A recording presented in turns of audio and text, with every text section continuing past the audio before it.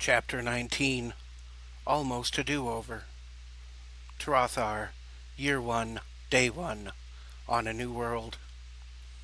Mikhail awoke shivering in the cool air of the desert morning. He pulled a nearby blanket to himself before noticing that he was not at home in his bed. Startled, he turned his head to see Connor Greenleaf sitting next to him. Looking around, Mikhail noticed that he was in a makeshift tent created out of several blankets over a frame comprised of two tall cacti within 6 feet of each other. Connor handed Mikhail a metal cup full of instant coffee from a Matic rations kit. Squinting some as he stared into the dawn of a white sun, Mikhail took the coffee cup and drew out a long, slow sip of the hot liquid. Sitting up, he rested his weight on his left hand while he held the metal cup in his right. Connor nodded and spoke in a soft, groveled tone. "Do you know where you are?" Mikhail answered, "Yes, we are in Brenia, the future desert kingdom of Trothar, the first human populace on the planet." Connor rebutted, "There are no humans here, other than those who arrived last night. There is no other human populace on this world during this time period." Mikhail let out a soft, silent chuckle. "Of course, not yet, but there will be. You have spoken of humans on Trothar before, yet I find none here." Connor spoke again. "Yes, time is a river, but a strong enough trout can swim upstream. Myself, I prefer to float with the current. Colonel Rouge gave the order to set down in the desert after the destruction of the spheres. The people await your orders." Mikhail spoke with a gentle confidence. "I know that you know more than you let on. We at least have that in common." Something dawned upon Mikhail, prompting a question. "The young lady, where is she?" Connor handed Mikhail a pancake MRE, then answered his question. "Mr. Battalion saw to it that she was evacuated from the sphere." Mikhail answered, "Of course. Those two have a connection." Connor nodded, not quite fully understanding, then spoke gently. "If you are feeling up to it, I will leave you to your breakfast." Connor bowed his head slightly, then turned to leave the tent. Mikhail spoke up before Connor left, saying, "Hey!" Connor stopped to listen. Mikhail concluded the thought. "I'll address the people. After that, I need to see you, your daughter, and the young lady we once called Emily. Oh, and thanks." Connor raised an eyebrow, gave a slight bow, then exited the tent. Connor still wore his black and gold attire, without the hat or ponytail. Outside, Sin was waiting, dressed in her black and purple garb, but without her typical facial makeup. Her skin looked almost as pale a green under the white sun. Sin inquired, "Is he okay?"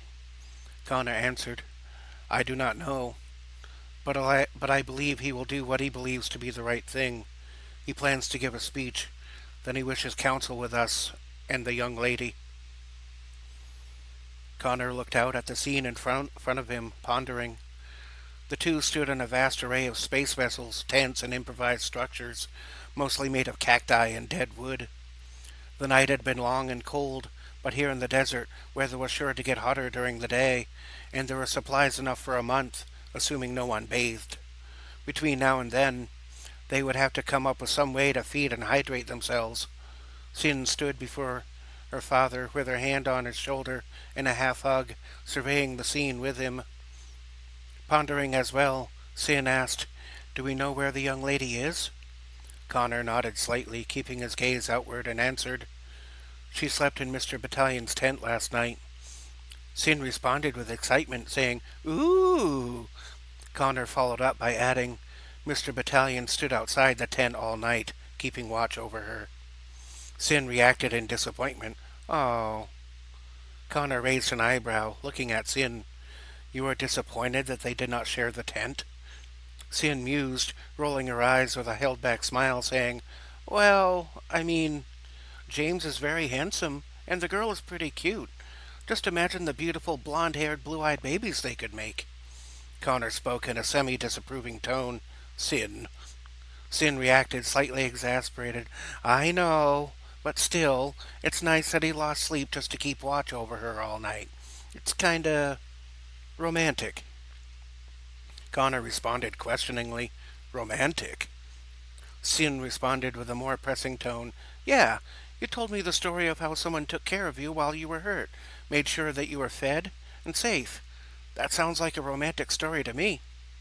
Connor pursed his lips in thought and responded with a somewhat dry, I suppose so.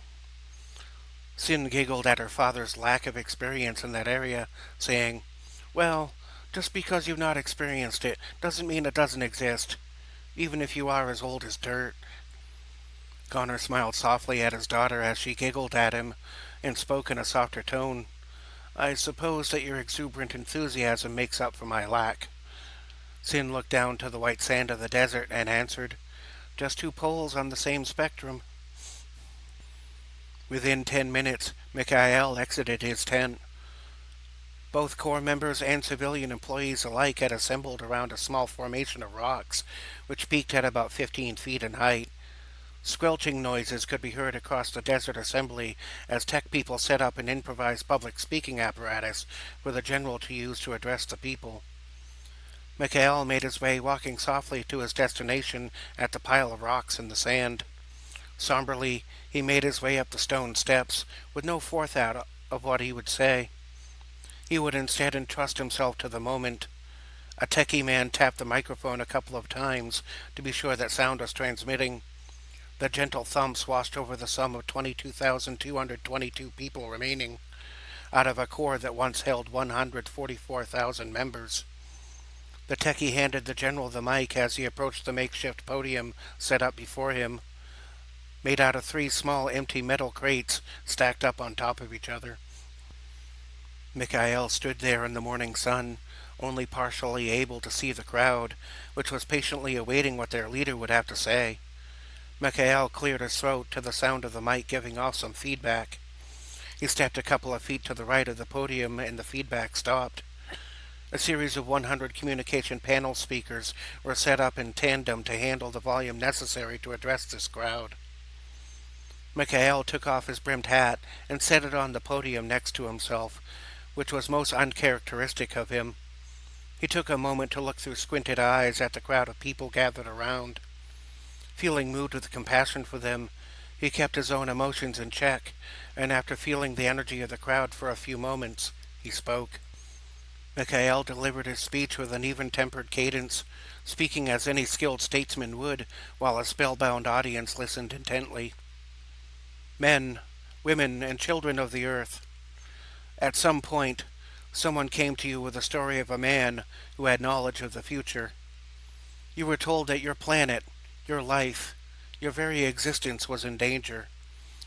The enemy was not made clear to you, nor was it made clear to me. For many years, you have trusted my intuition, and I have trusted you to get the job done. Slowly, over time, you watched your own world go mad. At the peak of that, many of you may have felt that it could not be stopped. Despite that, you kept fighting. You stayed with us through every battle. You celebrated the victories. You mourned the fallen, and you comforted those affected by the lost. You did all that in hopes of creating a better world. You stayed with us when malicious forces assaulted the very foundation of our core. You stayed with us when the Earth's governments learned of our existence and threatened to destroy us. You stayed with us in space, going into unknown dangers. You stayed with us when hordes of unknown enemies swarmed in from every direction. However, the events of this last day have at last revealed to us who our enemy is.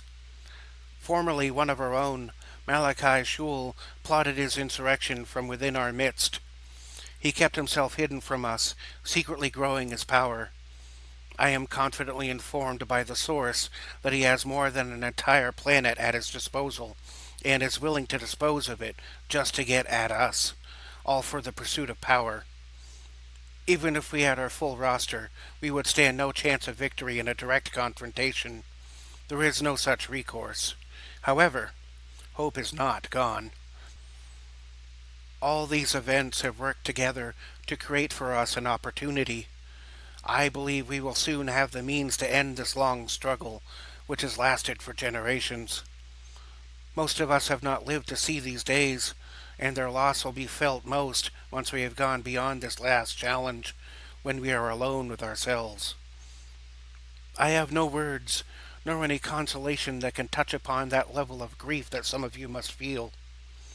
I stand with you, as my beloved Gloria Singer, with whom I have had a discreet relationship for nearly 400 years, has fallen in battle just yesterday.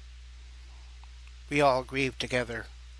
But you, my loyal core members, have made the greatest sacrifice of all. You have left your own world in hopes of saving it, and now it seems that we will not return.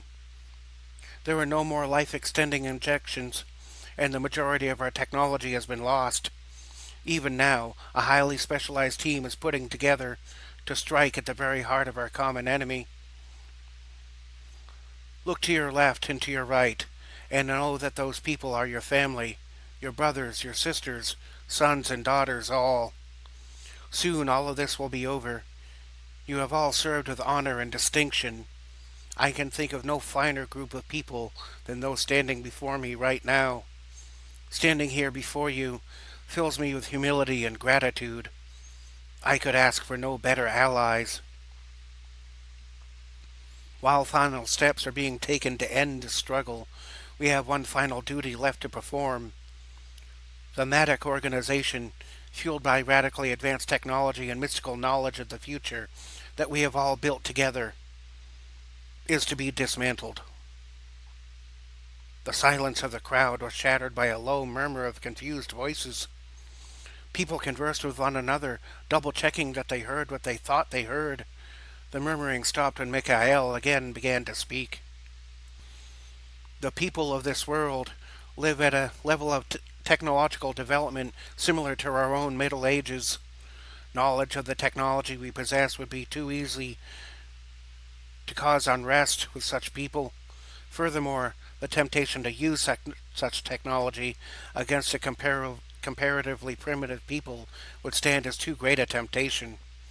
Therefore, our technology is to be dismantled and buried deep beneath the desert sands. We will build a new home here. We will build infrastructure and agriculture within the bounds of a pre-industrial society. We will focus on building homes, developing natural medicines, and learning what other resources might be available to us in this strange new world. Once a land of our own has been secured, we may reach out and establish trade with those willing to participate. We go forward to secure a new nation amongst ourselves. We will build security and peace, guided by the same ethics that brought us all here, where no other humans have been before. Together, we may establish a set of directives to aid us in the pursuit of our values as we move forward together. And in doing so, we will discover ourselves anew. There is a frontier beyond space. It lies within the untapped human potential. Here, in this seemingly barren and lawless place, we shall together build a new union. I thank you all for coming with me on this journey. Let us now pray to whatever it is that you believe in, that our heroes will succeed on and off the field of combat. Let us also observe a moment of silence for our dear fallen ones. Everyone observed 30 seconds of silence. No one made a single sound. Not a cough, not a sneeze, not even a crying baby. After the pause, Mikhail finished his speech. As of day one, on our new frontier, I hereby dismantle the Matic Corps. I step down from command. I leave our safety in the hands of our last heroes, and I leave the future with you. After several seconds of dead silence, Mikhail went to attention and gave the crowd before him a stern salute, which the crowd held and returned.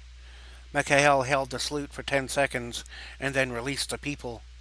He gave the crowd a subtle bow of his head, tore off his rank insignia and corps insignia from his uniform, and tossed the patches to the windy morning. The patches were caught in the breeze and blew around for several feet before falling to the sandy ground. Mikhail about-faced and walked down the pile of stones, disappearing from view to total silence. The end of the mission came so abruptly and without fanfare. Many were simply in shock at the unfolding events. Many just looked to each other in disbelief. Former Colonel Amber Rouge quickly went up the stone steps and addressed the shocked people, speaking in an emphatic voice. "You heard the man. Dismantle the ships, build shelters, dig for water, confer with the technicians and scientists. Let's build a home." Amber went about organizing, getting heads together, and making plans to build something out of this new desert environment. She seemed to be a natural at bringing ideas and resources together, quickly organizing people, materials, and time, making schedules and quotas, and assigning people according to their best attributes for various jobs. Her eidetic memory could handle tons of information at a time, and she had thoroughly examined most of the personnel profiles of the people present. Meanwhile, on the other side of that world, Rolf Luger awoke with a throbbing headache. Lying on his right side and looking through one bleary eye, he could just make out the silhouette of his daughter. For a moment, he thought himself in a dream until his daughter's hand touched his and a million memories came flooding back. Rolf sat up slowly, moaning in slight agony. "Ow! When did I kiss a freight train?" Sarah exclaimed excitedly, "Daddy, you're awake!" A voice came from an unseen person, who nearby spoke in a raspy voice with a slight whistle. "She stayed with you all day and didn't cry or anything. There's an amazing daughter you have. She helped me take care of you." Rolf sat up, still holding Sarah's hand, to find himself in a bed comprised of a bear hide draped over straw on top of a wooden frame and boards. Pale blue moonlight was streaming through a nearby window with a different hue than he was accustomed to. Looking about while holding on to his head, Rolf discovered that he was in some sort of antiquated log cabin.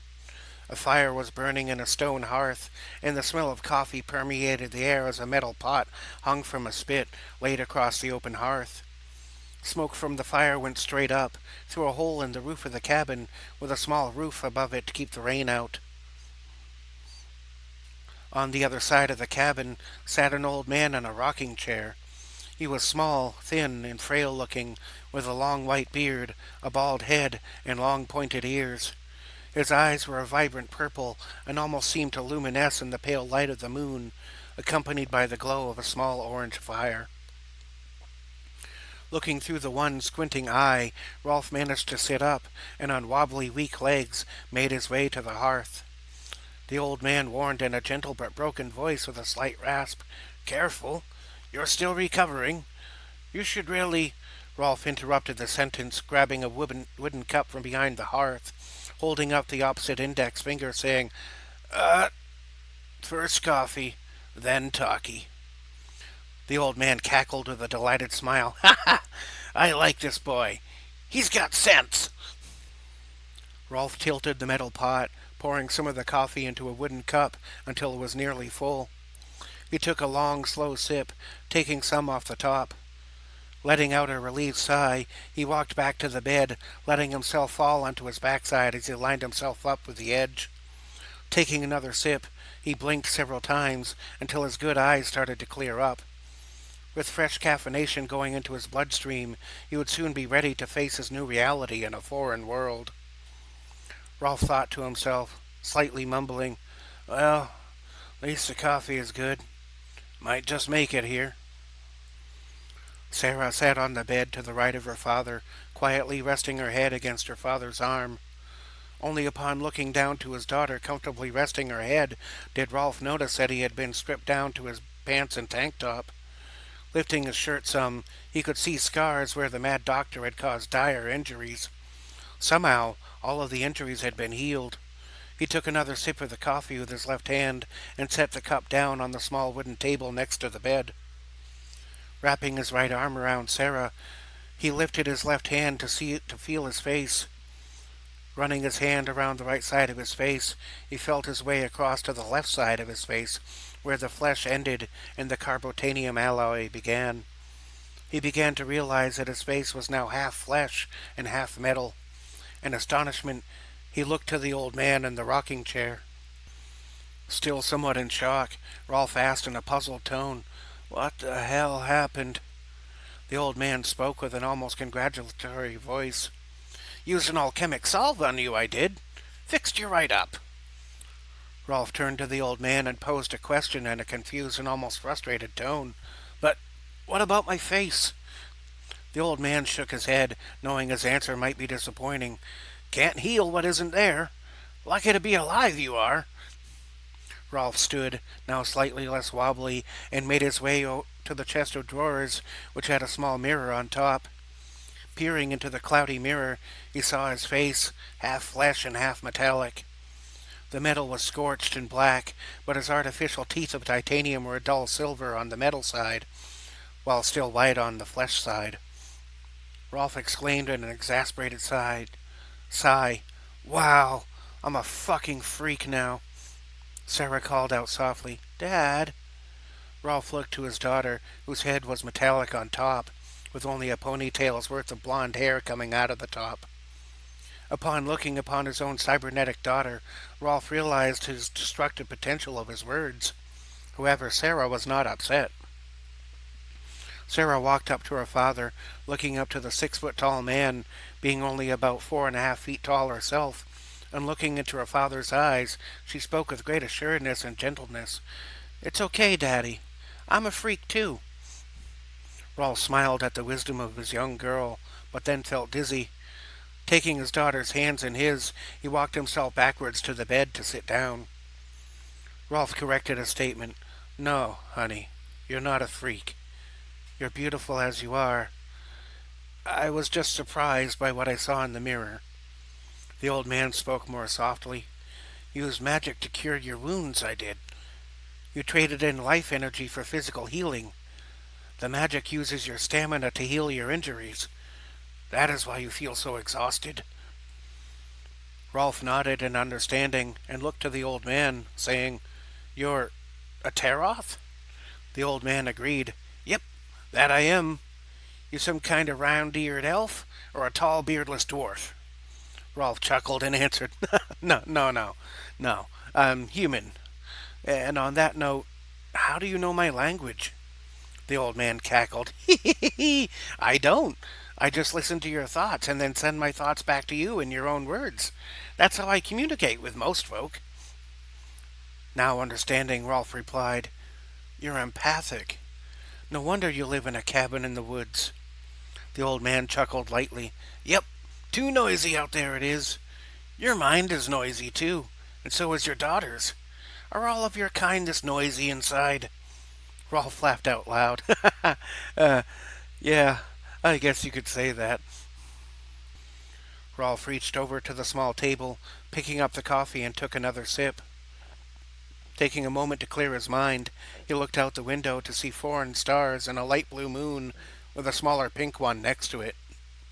Sarah sat next to her father, and looking up at the sky, she yawned. She leaned into her father again and closed her eyes, contently resting and feeling safe. Rolf looked over to the old man and asked a question in a lowered tone, out of respect for his daughter's peace. Who are you? And how did we get here? The old man let out a sigh and answered, Good questions, but I'm very tired, and so is she. You two should get some rest. Rolf nodded, then asked quietly, What about you? The old man answered softly, I'm content enough to doze off in this old chair. Rest in bed and we'll talk tomorrow.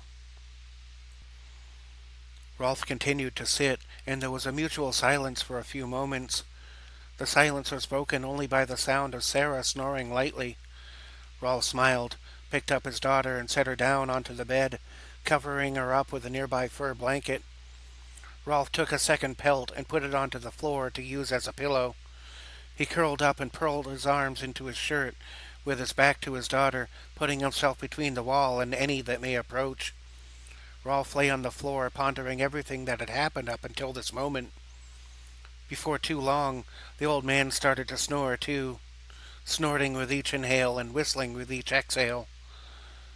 Content that he and Sarah were safe for now, Rolf fell asleep under the moon rays of a foreign world, happy that his daughter was back at his side. Back in the barren desert, Connor Greenleaf, Sin Kai, and the young lady assembled near the general's makeshift tent. The ceiling of blankets was just about 6 feet high, and 4 empty crates had been set up to sit on around a metallic table, which had its lower half cut off to form a small cylindrical table. Mikhail peered out from the shade of the tent, waving his left arm, beckoning the three to join him.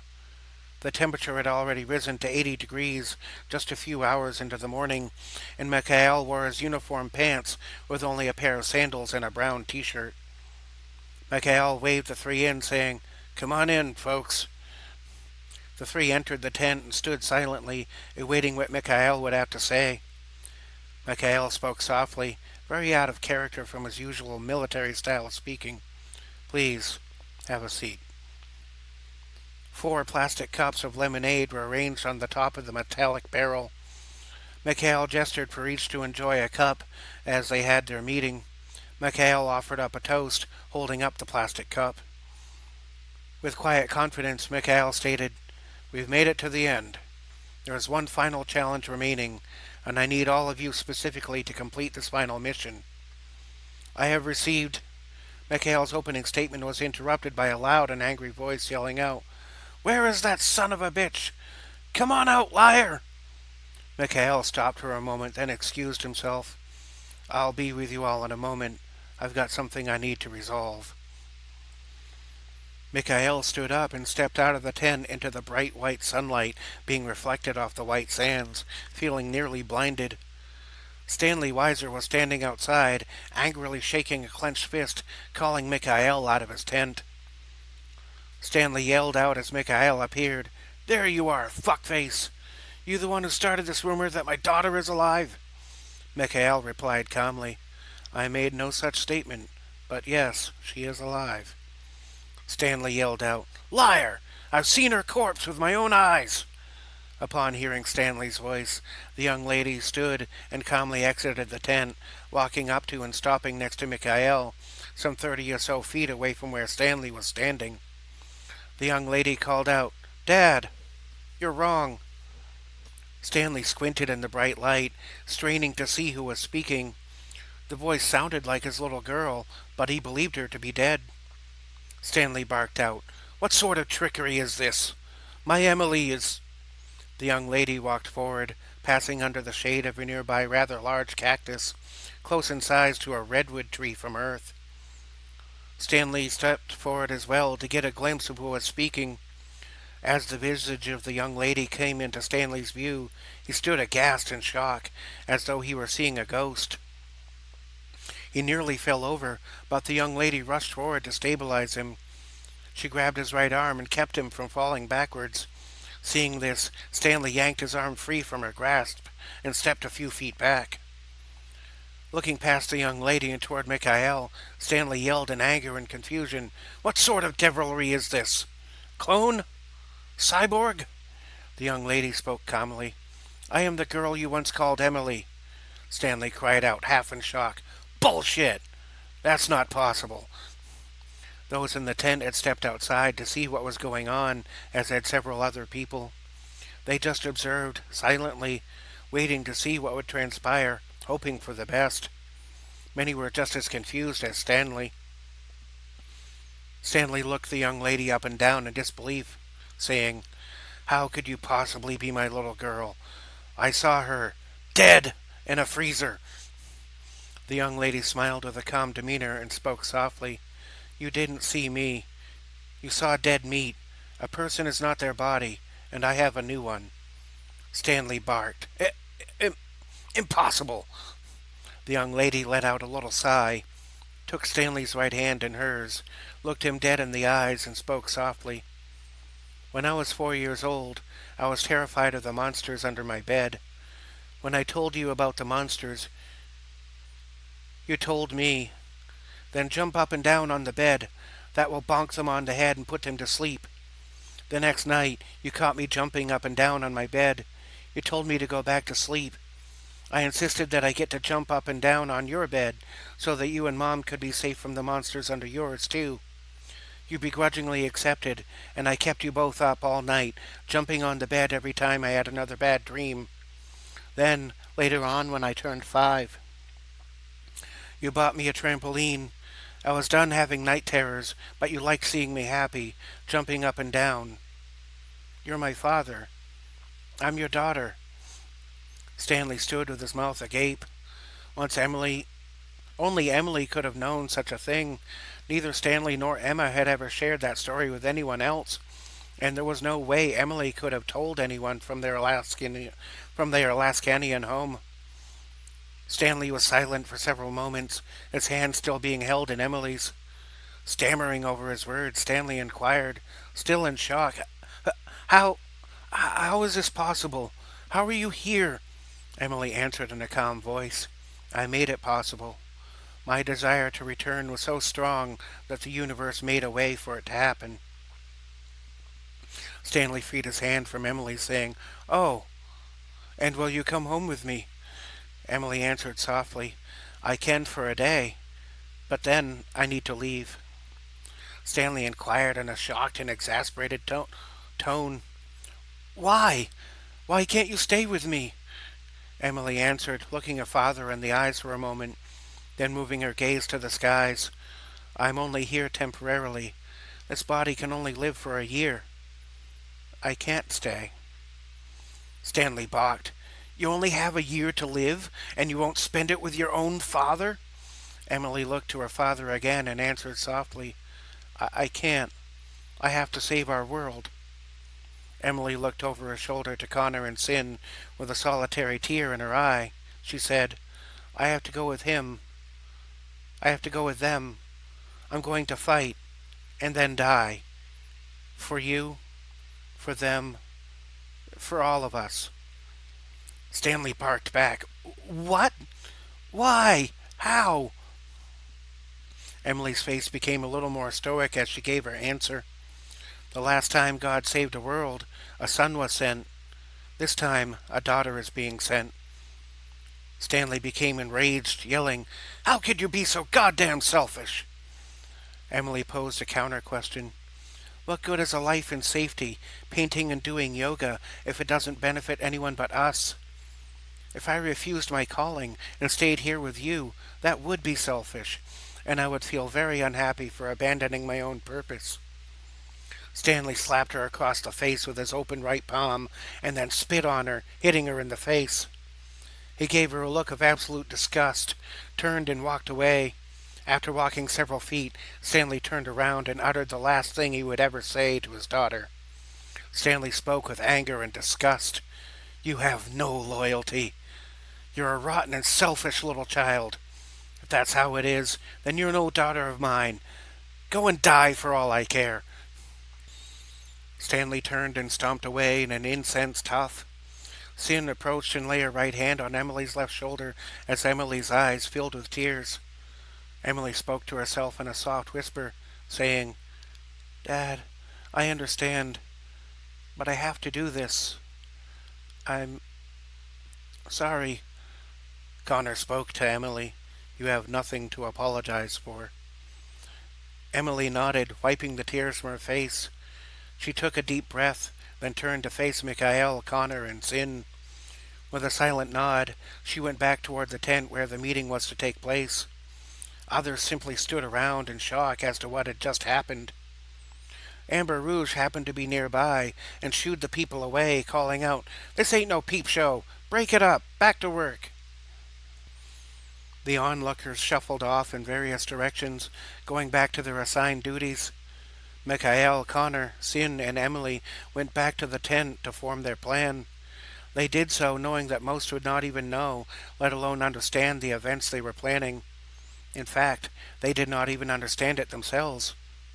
They would have to experience it, a piece at a time. Mikhail, Connor, and Sin, and Emily again sat down at the table. Mikhail spoke in a formal, calm tone.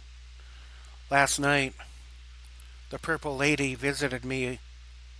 She gave me a vision.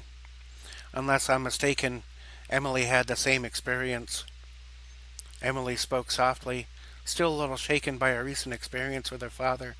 Yes, she spoke a prophecy to me. I still remember it. Mikhail responded, Could you tell us what she said? Emily nodded once and then answered, The purple lady said, "Hush, little mind, pay no heed to words. There is so much more, and reality is absurd. You worry about the actions of beast and men. What must be routed is another mind with them. Inside chamber cold, prisoner to emptiness, speaking through windows of light, reality being told, to minds without regress, what is wrong and what is right. Mind captive to machine, calling out in refrain, free me, weaponized mind unseen, harvesting all like grain, unto war and pain, a stranger with thee." Michael nodded in affirmation. "Yes, I heard the same phrases in my prior visit and in my recent vision. Do you know what it means?" Emily shook her head no, but replied, "No, I don't. But the sage does." Sin politely posed a question. "The sage? Where do we find the sage?" Michael and Emily spoke in unison. "Look east to the pinnacle rock." Connor and Sin looked in amazement at the synchronicity of the comment. Emily finished the sentence. "Between the blinding sands and the stone horizon, the sage's tower will be found." Connor added, "If we are to find a sage to the east, I know the way." Sin inquired, "You do?" Connor answered, "Yes. If you look east, the top of one mountain rises above the horizon. That is the way to the sage." Michael asked a question in a calm and respectful tone. "So, someone is living in the desert and we need to find them?" Emily answered, "Not exactly. The sage is less of an entity and more of a nexus where consciousness is gathered. It's hidden in an ugly and desolate place so that those with evil desires can't find it." Sin asked, "Hidden?" Michael answered, "Yes. Even those with evil desires are attracted to beauty, so it's hidden where most fear to go." Sin inquired again, "What's meant by evil desires?" Emily answered Sin, saying, "The desire to manipulate or control others. That's why it's hidden in a place with no people. Our very landing here has opened up the gates to a metaphorical garden containing a sort of Pandora's box. We may gain the knowledge we seek, but the world after us will have to deal with the consequences." Sin answered in awe, "Whoa, that's deep." Connor added, "That may be literal. Who knows how the sands have shifted over time? For all we know, what we seek may be buried under the sand." Michael spoke in an encouraging tone of voice. "Have faith, Mr. Greenleaf." Connor raised an eyebrow, saying, "Just believe?" Sin giggled, then added, "That's not what faith is. It has little to do with belief, and so much more to do with visualizing, speaking, and manifesting." Connor changed the subject, saying, "So, we head out into the eastern desert, following the top of the tallest mountain." Michael answered in an upbeat way, "Yes, one of the sand buggies survived our arrival here. It's been charged up and loaded with an extra battery, as well as rations and water." Connor asked in a monotone voice, "When do we leave?" Michael answered, "There's no time like the present." The three looked at one another in agreement, then stood to make their way to the sand buggy with Michael in the lead. Moving through the crowds of workers and people doing various things as they went about building a new society in the middle of the desert sands, the three came up to a sand buggy vehicle, charged, loaded, and ready to go. The 5-seater open-top vehicle had a canvas tied down to the roll bars for shade and had the equivalent of a small pickup bed in the back, which held a square battery pack and 3 days' worth of rations and water for 5 people. Extra was always considered to be better than just enough.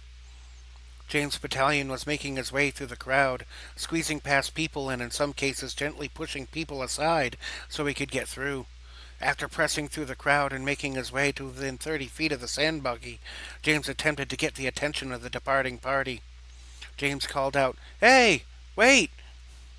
Michael was conversing with the rest of the group when he heard James's voice and turned to see what he might need. Sin acknowledged James, saying, "Is everything okay?" James moved closer to the group so he wouldn't have to yell, then spoke in a calm but emphatic voice. "Let me go with you." Connor flatly asked, "Why?" Mikhail looked at James, then looked at Emily and said, I don't think. Sina interrupted the sentence, saying, Of course you can. We have room and supplies for 5. Mikhail, seeing this, and seeing how badly James wanted to go, and that Emily seemed to have some connection with James, then took a breath, let it out, and answered, Fine, you can come. I don't want to hear any complaints if it gets rough. James nodded, then said, Yeah, I just want to make sure she gets to where she needs to be. James looked at Emily for a moment, but when Emily stole a glance, James somewhat shyly looked away, as though he were fixated on something far away. Emily flashed a smile and got into a middle rear seat. Sin and Connor sat to her right and left. Mikhail took the wheel on the left side, and James took the shotgun position. Mikhail double-checked all the sand buggy systems, then, while Sin double-checked the supplies, and then Mikhail engaged the controls. Some 50 miles away from the camp, Jonas and Jacob were trudging through the sand under the early morning sun. The temperature was already 90 degrees and was sure to rise over to 100 before midday. They were both hungry, exhausted, and lost. The two passed a small formation of cacti when Jacob made a discovery. Jacob cried, Fuck me! We passed those cacti before. Jonas muttered, Yeah, we're going in fucking circles. Jacob stopped walking as Jonas went on a few more feet. Shielding his eyes from the sun and looking outward, Jonas asked, Still can't believe that minivan sideswiped us and knocked out our engines. How much water we got left? Jacob let out a wry chuckle. Ha! 1.5 canteens. We might be good for a day, if we can get out of this blasted sun. Jacob took out the half-full canteen and passed it to Jonas. They both took a couple swigs from the canteen of water and stopped to rest for a moment, both sitting in the sand. They sat in silence for a few moments when Jacob got an idea. Jacob blurted out, I got it! Jonas inquired, almost startled by the sudden exclamation. Huh? Got what? Jacob took another sip of water, then handed it back to Jonas, saying, It's our legs. Jonas replied with a mystified face, I don't follow. Jacob stood, picking his core travel bag up again. When you're walking, you think you're going straight, but one leg is always longer than the other. Jonas completed the thought, and you end up walking in circles. Jacob exclaimed, Exactly, so we need a reference point. Jonas pointed to the top of a distant mountain, saying, Tip of that mountain. Looks like the direction we want to head in. Theoretically, if we follow a singular point, we should move in a much more precise way. Jacob agreed, saying, Just goes to show, if you want to get anywhere, you gotta aim at something. Jonas stood up, stretching out some. Well, sounds like a plan to me. Better to bake with our friends than to bake alone. Jacob reached into his uniform's left breast pocket and took out a small red box which contained his last cigar. He took the cigar from the box and put it to his mouth, saying, Well, looks like this is my last one. Jacob fished into his right side pants pocket and produced his mechanical lighter to light his cigar. He opened the top, clicked the mechanism, and produced a small blue flame, which he then raised to the cigar to light it. Lighting the cigar and taking a few drags to get it going, Jacob fumbled and dropped the lighter onto the hot desert sand. Jacob let out a semi-frustrated sigh and reached down to pick up the dropped lighter. Suddenly, Jacob felt a searing pain in his right leg. Jacob managed to vocalize a sound that came out as Gah! A large stinger had struck from under the sand and had penetrated Jacob's right leg. A toxin coursed through his veins, first causing a burning pain, followed by numbness as the sensation swept across his body. Jonas turned to see what had happened and saw a pair of stingers protruding out from the sand. One was stuck in the back of Jacob's right leg, and the second one had struck the open air, squeezing out some sort of venom. Based on the size of the stingers, the creature underneath the sand would be the size of a large dog. Before Jonas could move or speak, he saw the stinger ripped out of Jacob's leg and then resubmerged with the other. Jonas managed to swoop in and catch Jacob before he could land on his back. Jonas called out, I got you, buddy. Jonas gently lowered Jacob to the ground so that he didn't fall. Suddenly, the sand in front of the two erupted, revealing a large scorpion-like creature with two tails. It reared up its stingers to strike, but Jonas managed to keep hold of Jacob and swiftly roll out of striking range, just as the two stingers unleashed a pair of stabbing attacks. Jacob attempted to stabilize himself and stand, but his right leg had already gone completely limp. Jonas eyed a small formation of rocks in the not too distant distance and scrambled to his feet with Jacob's left arm wrapped around him to support him. After the initial attack by the first giant two-tailed scorpion, a second one emerged from under the sands, and then a third. Jonas walked backwards toward the rocks as fast as he could, with Jacob in tow, now with three of the two-tailed scorpions in pursuit. The two-tailed scorpions also had large pincers like those of lobsters, possibly capable of grabbing and even crunching down on a limb.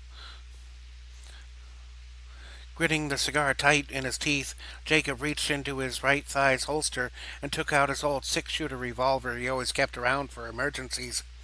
Grunting in agony and feeling weak, Jacob still managed to lift his gun and take aim. 1, 2, 3. 3 giant scorpions got a bullet to the face, causing their exoskeletal heads to erupt with exploding brain matter. Just as Jonas managed to drag Jacob up onto a flat rock, 4 more creatures scuttled their way to the surface, also in search of their next meal of meat and some liquid, which would be contained within the 2 humans attempting to get away. Propping Jacob up on his right shoulder, Jonas reached down into his left boot holster, removing his gravimetric pistol with 17 rounds. It was chambered and ready to go. Holding the gun in his left hand and dragging Jacob along in his right arm, Jonas made his way up the formation of rocks, hoping to get some elevation. 2 of the scorpion creatures started to crawl up onto Jonas's current rock, but both got a gravimetric bullet to the head. Jonas went to take aim at another approaching scorpion, but the rock he was standing on started to shift as the sand underneath it fell down into a sinkhole. Jonas held on to Jacob and steadied himself as best as he could, but the stone gave way from under his feet as the nearby forming sinkhole got larger and larger. Jonas suddenly flew through the air as his footing gave way, holding on to Jacob while shooting at nearby scorpions, which were attempting to leap onto them. Jonas managed to stay upright despite falling backwards and managed to keep his grip on Jacob's body. As the 2 fell, Jacob's heart stopped, and then the cigar fell out of his mouth. A moment later, the 2 were caught up in an avalanche of falling sand. They both impacted the sand, buried up to their shoulders and landing somewhat harshly. The impact knocked the wind out of Jonas as he landed. He managed to get his breath back, just to inhale dust, so he puffed his t-shirt over up his mouth with his free hand. Light poured down the hole from above, but there was far too much dust in the air for Jonas to see anything. He gently shook Jacob in an attempt to check on him and get his attention. Getting no reaction, Jonas used his right free hand to check Jacob's pulse. There was no heartbeat, and Jonas realized what had happened. However, Jonas had no time to think about it, as the dust in the air was a choking hazard. Seeing that he had landed in some sort of underground place, Jonas burrowed his way out of the sand, moving further into the place. Jonas got to a place where the air was not so dusty, but it was also quite dark. Jonas could feel with his feet that he was walking on some sort of hard, mostly level surface. Still carrying Jacob, Jonas knelt down and gently laid Jacob down onto the back of the floor, on his back onto the floor. Jonas fished in his left breast pocket and retrieved a pen-sized flashlight. Jonas shined the light onto Jacob's face, looked down, placed his hands over Jacob's eyes, then gently closed them up. "Fuck!" Jonas exclaimed to himself. Jonas looked about with the penlight, noticing that he was in some sort of underground structure made of stone. Looking back at the settling dust and falling rocks, Jonas deduced that the rocks had been a portion of an old tower, crumbling under the decay of desert sands. By the looks of it, it may well be some old fort or castle, buried entirely underground. Looking back down, Jonas saw the cigar that had fallen out of Jacob's mouth. It was still in perfect condition. Jonas picked up the cigar and placed it in Jacob's left breast pocket with his mechanical lighter. He then lifted Jacob's hands and placed them crossed over his chest. Letting out a sigh, Jonas surveyed the area. Having fallen through a hole, going back up looked to be completely impossible. Jonas would have to find some way out, if indeed some way existed. Jonas muttered to himself softly, "Well, shit. Guess I look for another way out. Don't suppose it could get much worse, at least." No sooner than Jonas had uttered those words, a long shadow was cast over the hole through which he had just fallen. Turning and looking back to see what was over the hole, Jonas observed an ominous shadow, very similar in form to the corrupted Seraphite from the Hertzville sewers. A long and frightful growl came from above, resonating and bouncing off the subterranean chamber walls, creating a series of unnerving echoes. Jonas popped out his penlight and hurried down the corridor, running silently with speed. The twisted, shadowy form lunged down through the hole, hitting the stone floor with a crash, causing sand and debris to fall from various parts of the underground structure. Jonas ran past old dilapidated doors and caved-in rooms with great haste, holding the penlight in his mouth as he traversed the long corridor. The shadowy figure with immense skeletal wings stomped after Jonas in hot pursuit. Jonas stopped upon finding a doorway with an open set of double doors, made of wood, having petrified long ago. Shining his light down the corridor with a glance, and seeing a few busts of some perhaps former ruling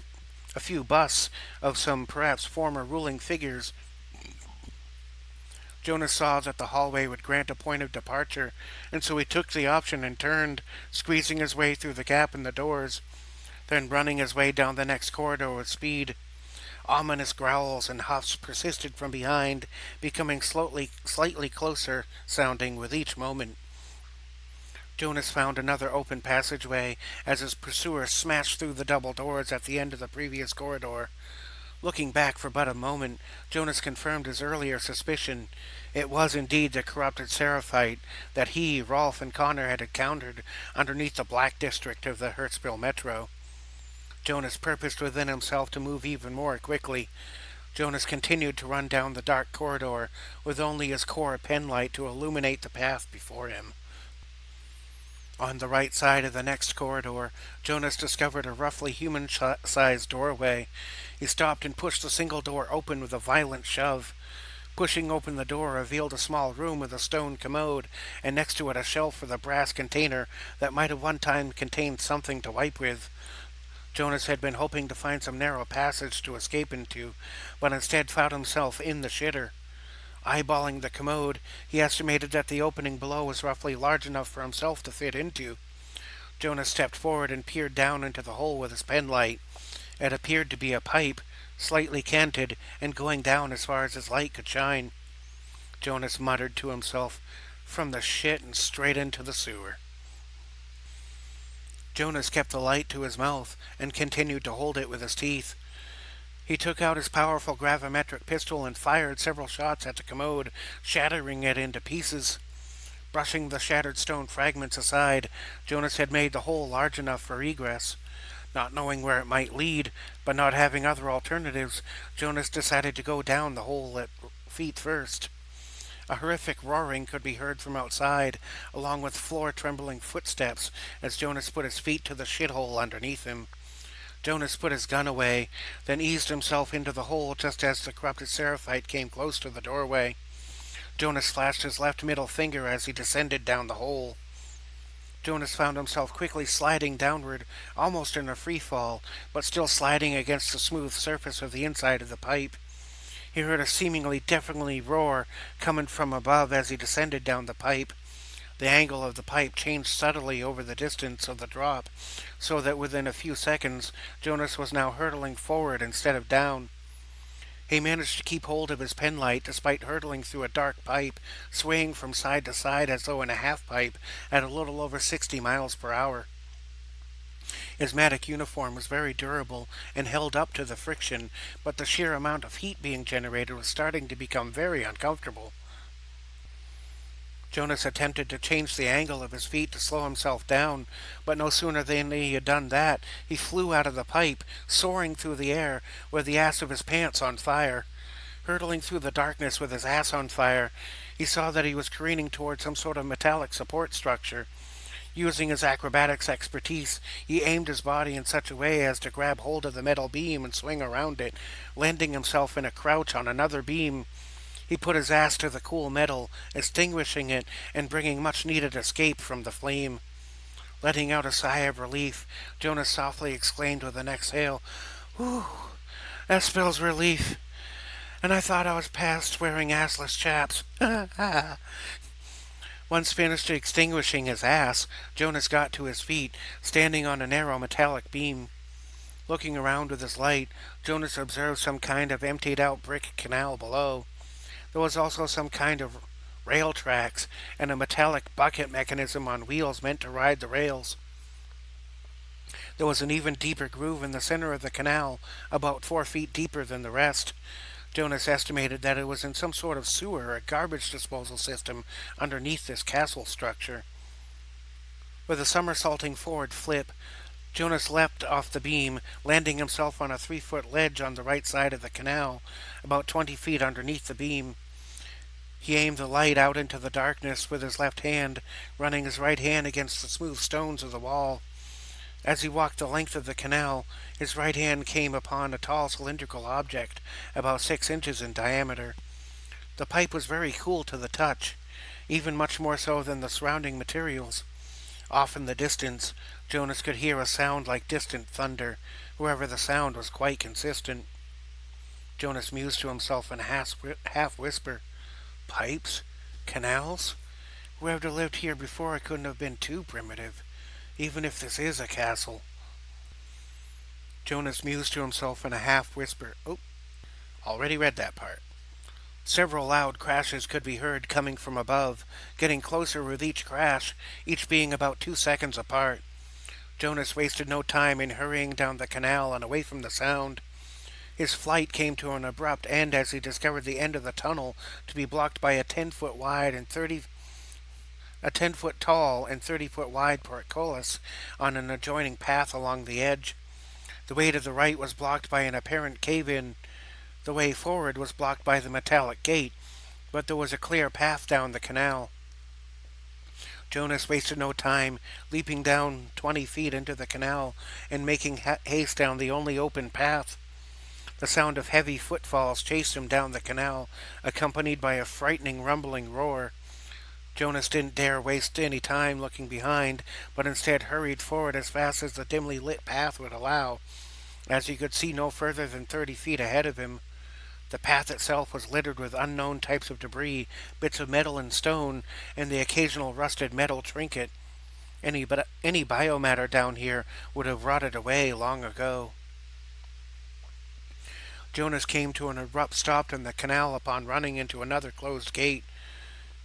Beside the portcullis was some kind of antiquated switch, consisting of 2 arms and a lever across them.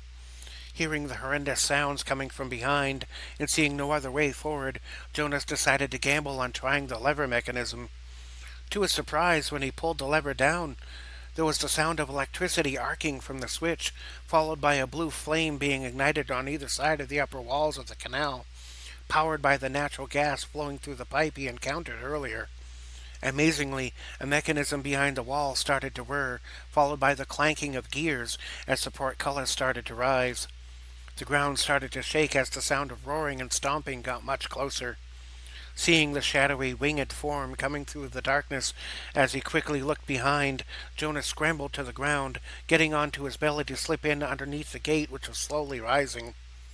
A clawed hand smashed the ground and cut a gouge in the stone floor just as Jonas got beyond the threshold of the rising portcullis. Looking up and standing, Jonas observed that the long tunnel ahead was dimly lit from a natural gas lamp overhead, similar to the 2 on either side of the entrance. Jonas hurried down the tunnel, barely noticing the strange sounds coming from all around him. The whirring intensified as a pair of 5-foot-tall, rotating metal blades, similar to those found on a power saw, flashed across the hallway, going left and right in opposite, slightly offset arcs. Jonas dashed forward, narrowly evading the blades. A pair of cylinders sprung from the floor to either side, unfolding into a rotating set of 4 threshing blades, spinning on either side. A pair of rotating saw blades at opposite angles also approached from behind, forcing Jonas to move forward and be cloven in half. The threshing blades ahead were too large for Jonas to jump over, so he resorted to running backwards.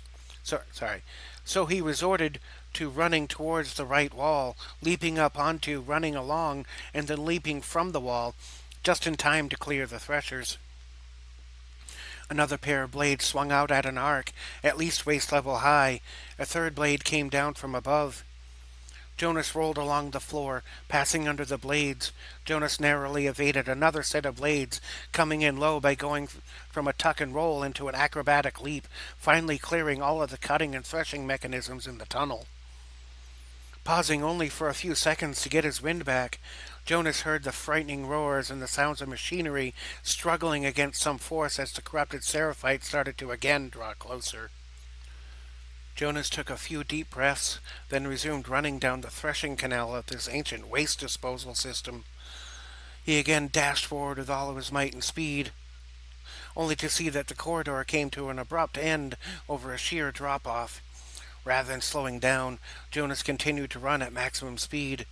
Seeing a beam running across a space above the top, Jonas put the penlight in his mouth, ran straight for and leapt off the edge, just barely grasping the edge of the beam. Instinctually, he wrapped his left arm over the beam, securing a hold on the structure. Looking down, he found himself dangling above a large, meat grinder-like mechanism designed to churn up broken waste going through the threshing canal.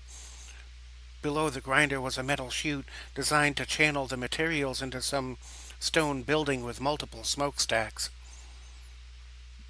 Before Jonas could act further, the corrupted Seraphite appeared from the end of the canal, leaping straight down to Jonas as he hung from the beam over the meat thresher.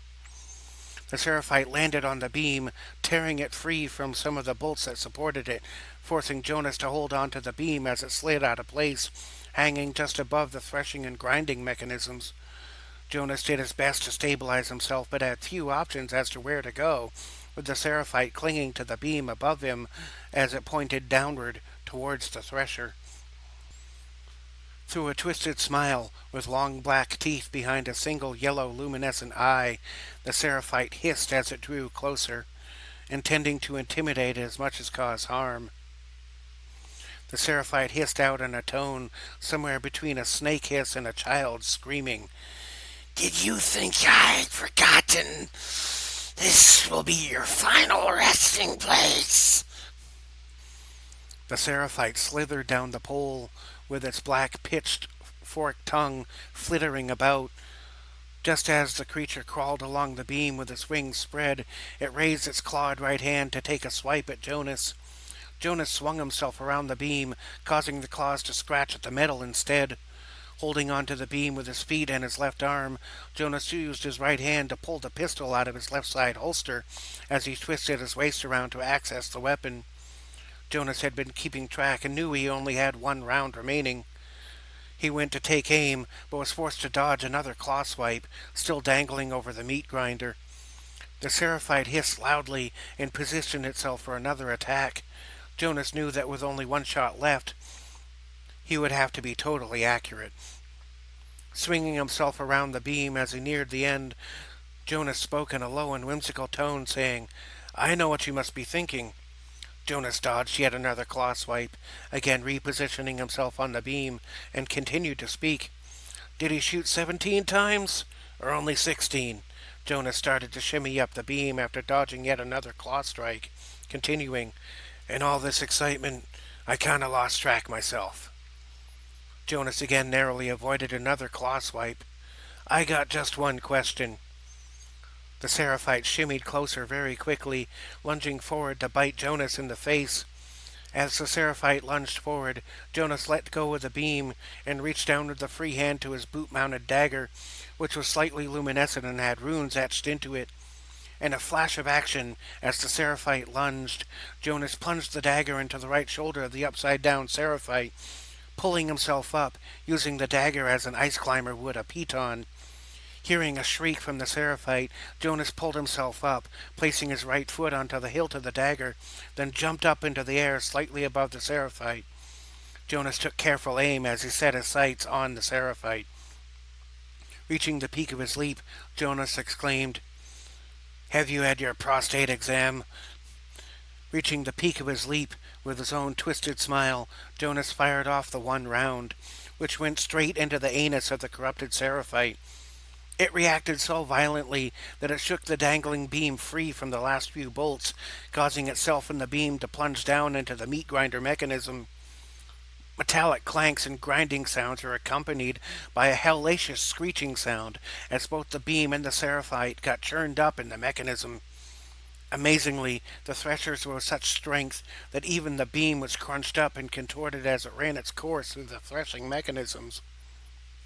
Jonas landed body first on the rim of the top of the container, looking down into the thresher, which was chewing up the beam and the creature in equal measure.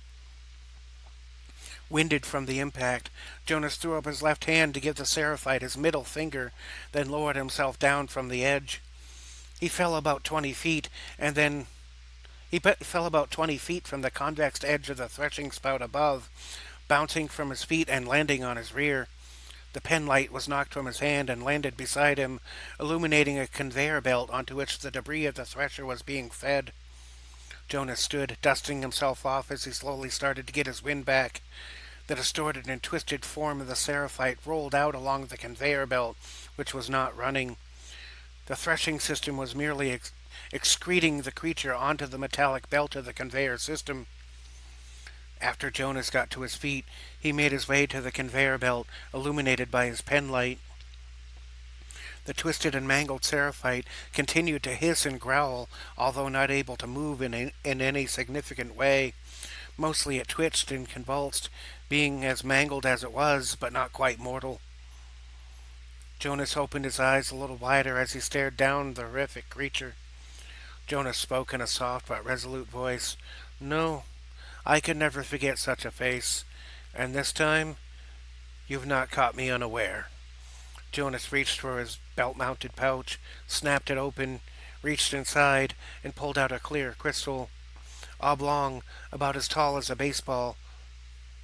The creature shrieked, seeing this, knowing full well what it was, but was unable to do anything more than wiggle and writhe. Jonas continued speaking. "You could have walked away, but you couldn't leave it be." Jonas held up the crystal, saying, "You just couldn't play nice, and now I gotta put you in time out. Perhaps a few 100 years in solitude to mellow you out. In any case, you can't stay here." Jonas looked into the gaze of the Seraphite, thinking out loud, "I wonder if you were good once. How do you end up like this? I hope I never know." Jonas then waved his hand over the Seraphite's body, keeping the hand at rest above its head, and then, still holding up the crystal, started to chant. The Seraphite saw only Jonas's shadow through the bright light, and heard his voice as though it was a choir of angels. The holy words heard his entire being. Jonas chanted the exorcism with conviction and fortitude. "Sancte Michael Archangele, defende nos in proelo contra nequeatim et insidious diaboli asto presidium imperatat eldus supplicus deprecamur tuc princeps militiae celestis satanum et omnes spiritus malignus qui per mundum et persinium aranium pervaganur de virtu detrude in infernum. Amen." The Seraphite shrieked and screamed in agony and terror as the holy incantation took place. Its body luminesced to the sounds of millions of screams as the spirit went out of its body. However, Jonas knew that if he merely thrust the spirit into hell, that as a Seraphite it could freely travel the realms and make its way back, as it had done before. As the spirit left and was about to descend, Jonas started a second incantation to direct the spirit into the crystal in his hand. Jonas chanted a new incantation.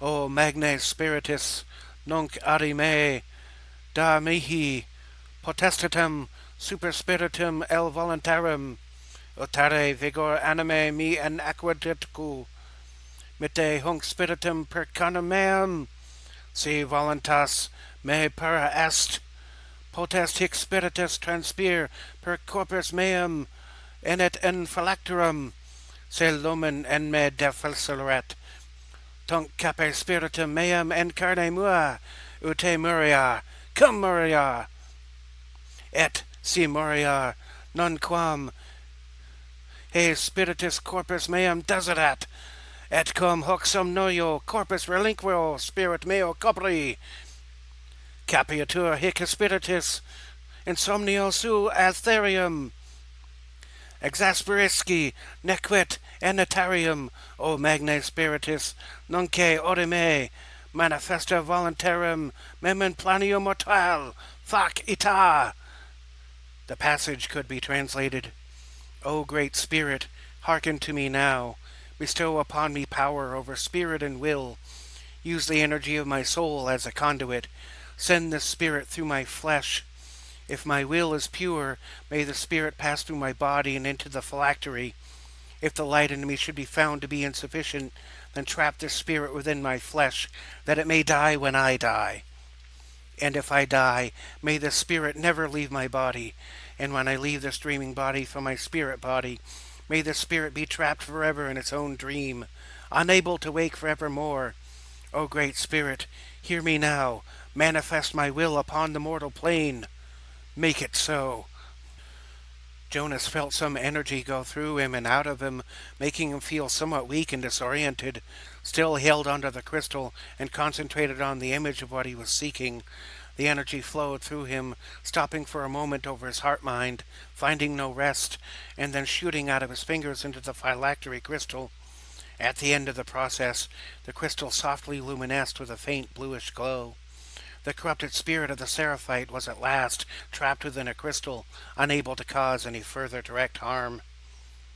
A great spirit of the ethereal realms, trapped in a crystal, could prove to be very useful or very dangerous, depending upon the application.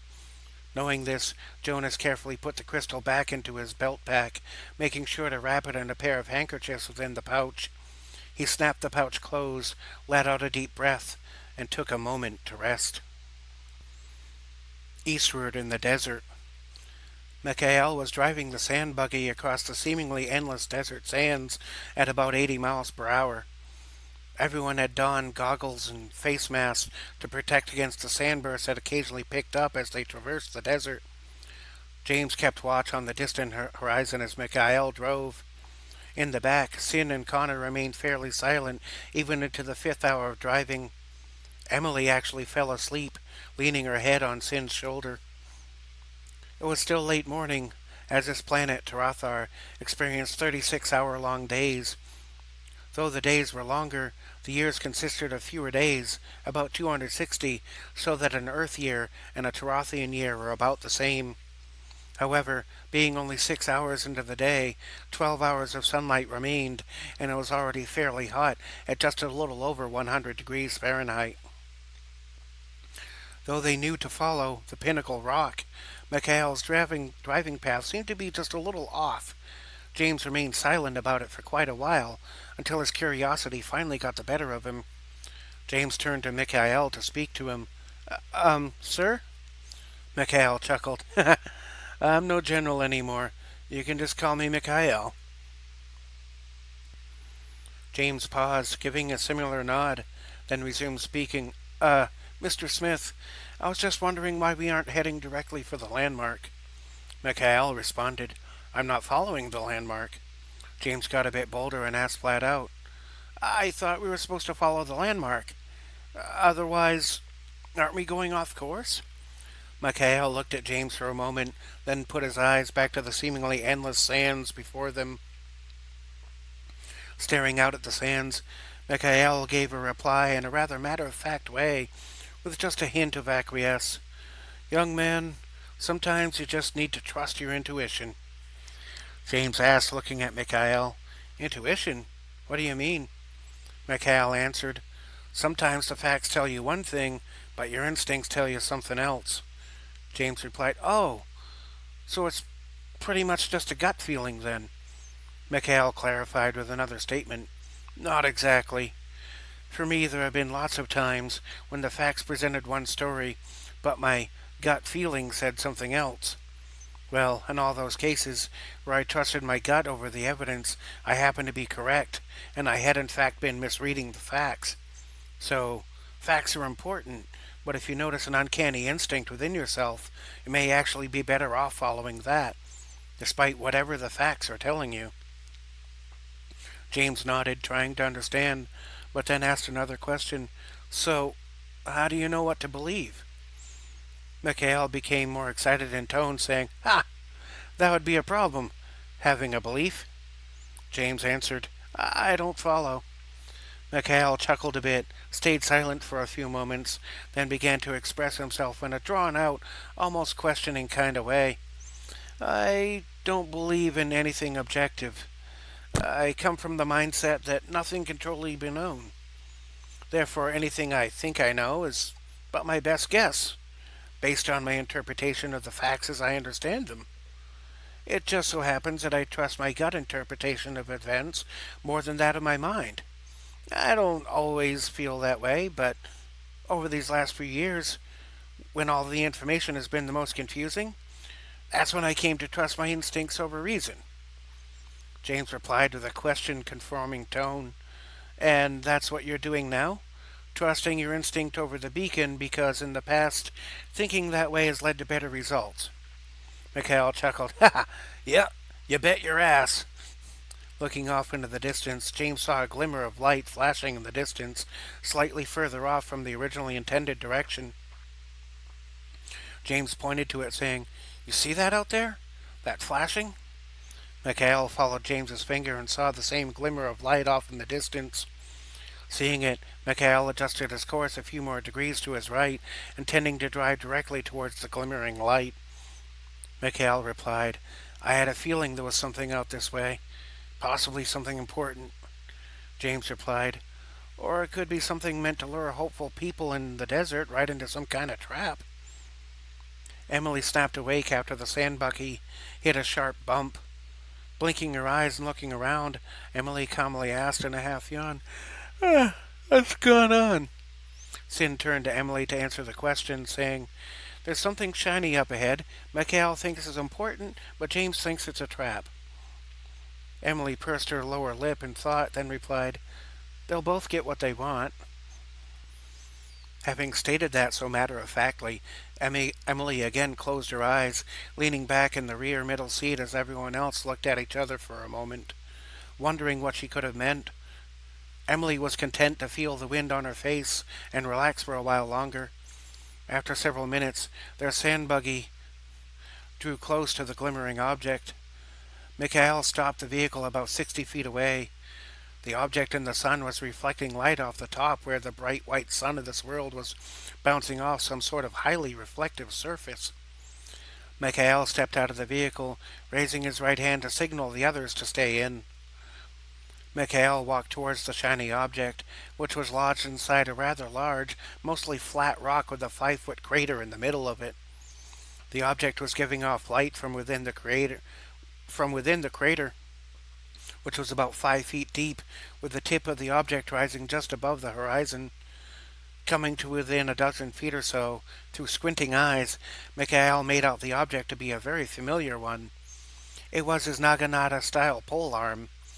He believed it to have been somehow thrown clear of Sphere 7, after which it plummeted through the planet's atmosphere. Here it rested, somehow, even with the non-metallic materials on it unharmed. Mikhail marveled at this. Looking back to the vehicle, he called out, "It's my polearm! Did it somehow survive the explosion, falling to the planet?" James called out, "How's that possible?" While walking closer to his polearm in a stone, Mikhail chuckled and said, "I have no idea. My best people have not even been able to tell me what it's made of, let alone how it works." James got out of the vehicle, hopping over the lowered quarter panel next to the seat.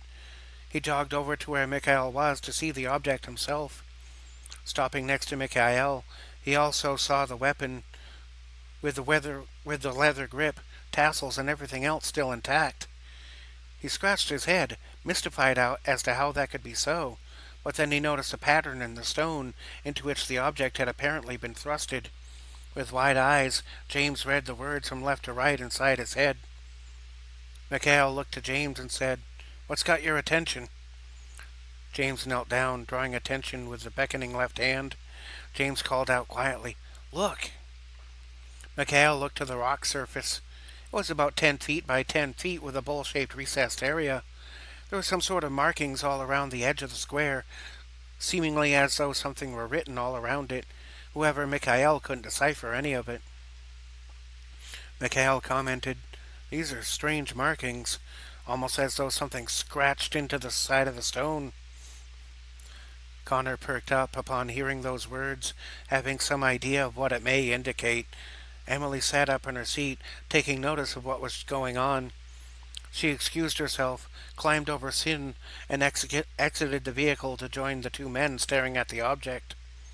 A moment later, Connor stepped out of the vehicle, looking very uneasy.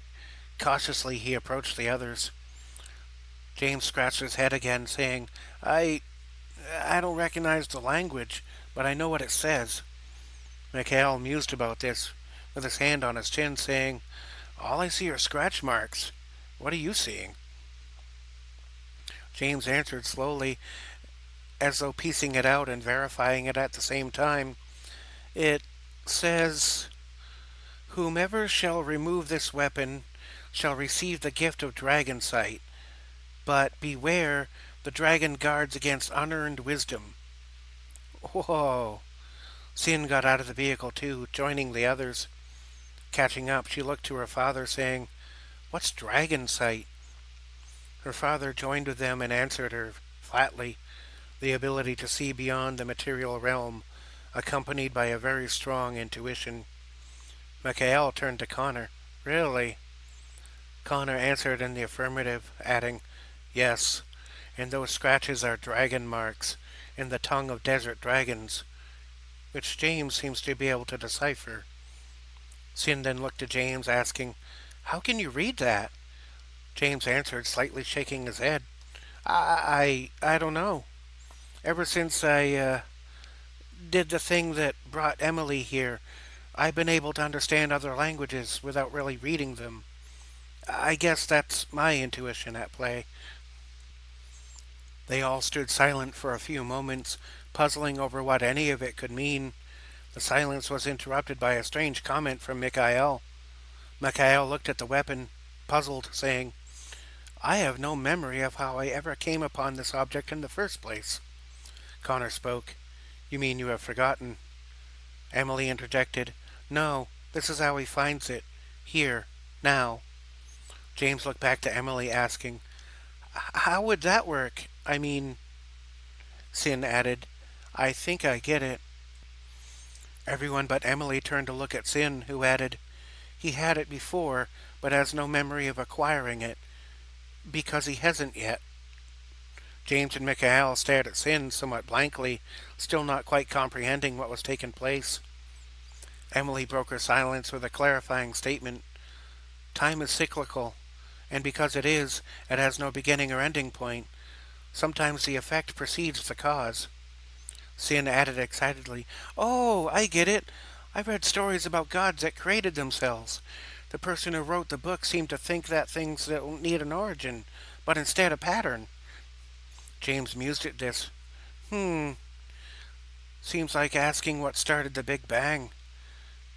Emily added, "Turns out to be a bouncy universe." Mikhail came to a conclusion following his instincts.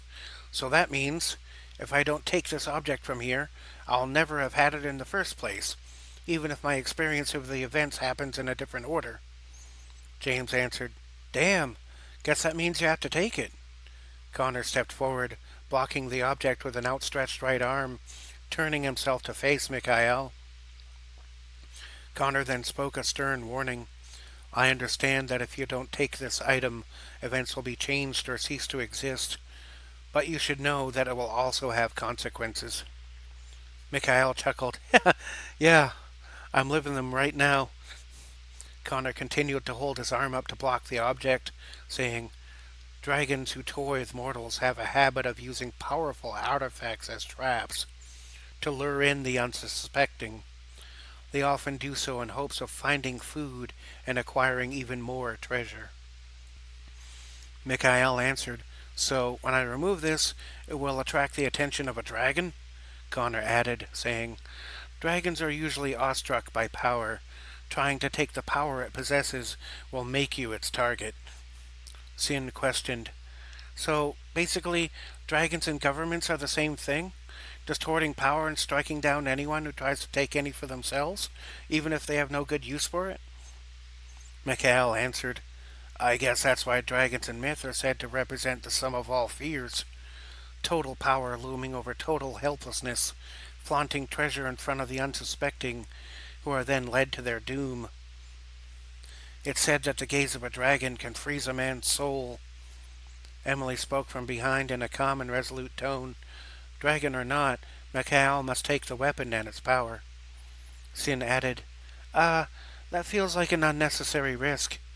Who is to say events would be any worse if he doesn't take it?" Mikhail rubbed his hands together, coming to a decision, saying, "All valid points.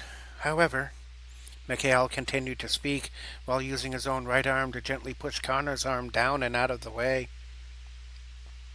Mikhail continued, "In some languages, crisis and opportunity are represented by the same characters. That being what it is, my having it now and having this conversation suggests to me that the consequences have already played out.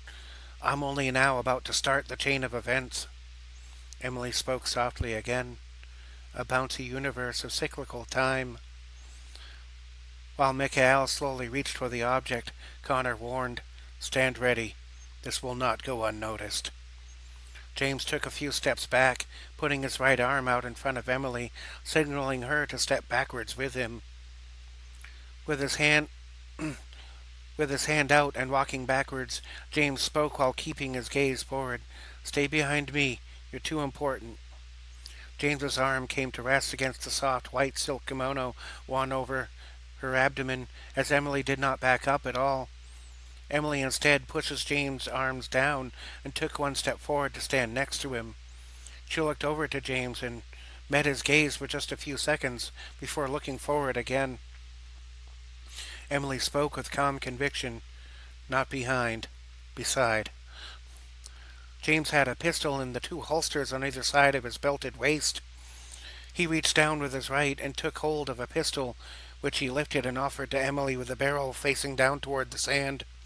Emily raised her hands, gently taking the pistol with both hands, holding it loosely by the grip.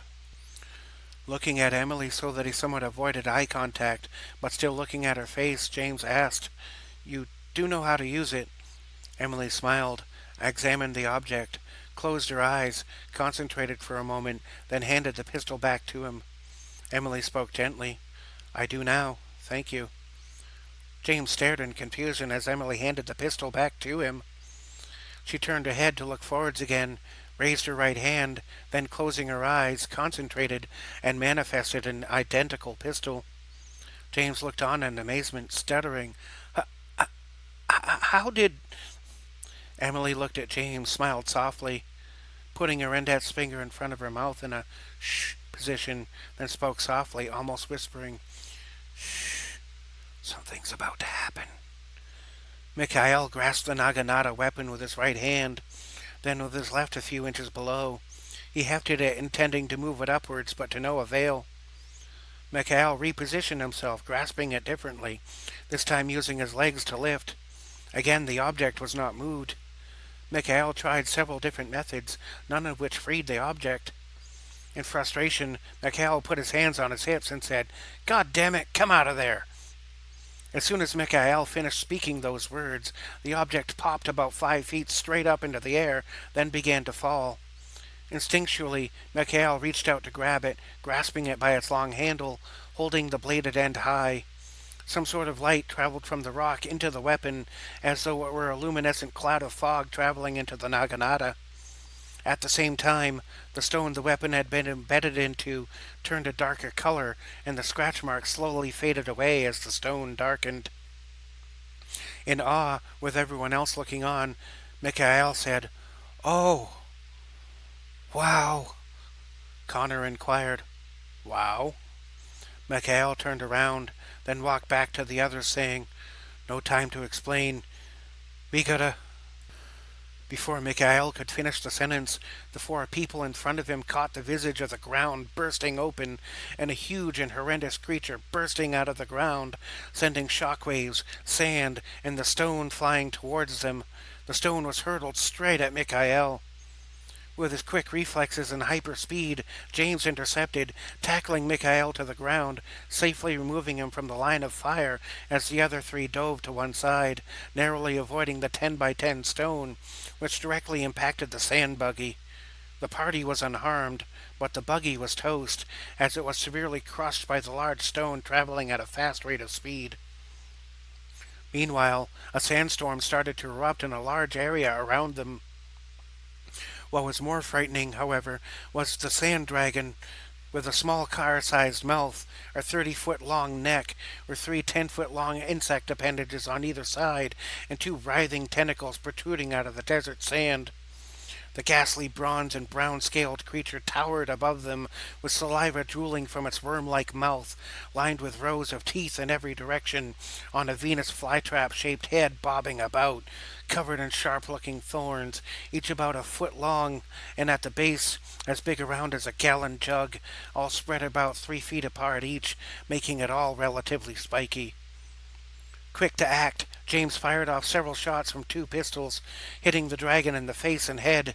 However, the shots only managed to damage the surface of the scales, agitating the dragon further. The two tentacles lashed out, one striking at Connor, who deftly stepped to the side, causing the tentacle to hit and kick up some sand. The second tentacle caught James off guard, wrapping itself around his waist. Mikhail, picking himself up off the ground and still grasping the naginata, rushed forward and took a slash at the tentacle around James's waist, severing it just a few inches from him. Amber-colored blood squirted out of the tentacle as it thrashed about. The dragon reared up all of a sudden, drawing in a deep breath. Connor spoke sternly, "Behind cover." The party ran for the stone on top of the buggy, as it was the only cover around. James fell behind a bit, trying to pry the tentacle off of himself, being pulled along by Sin, who was holding his left earlobe between her thumb and index finger as he wrestled the tentacle off of his waist.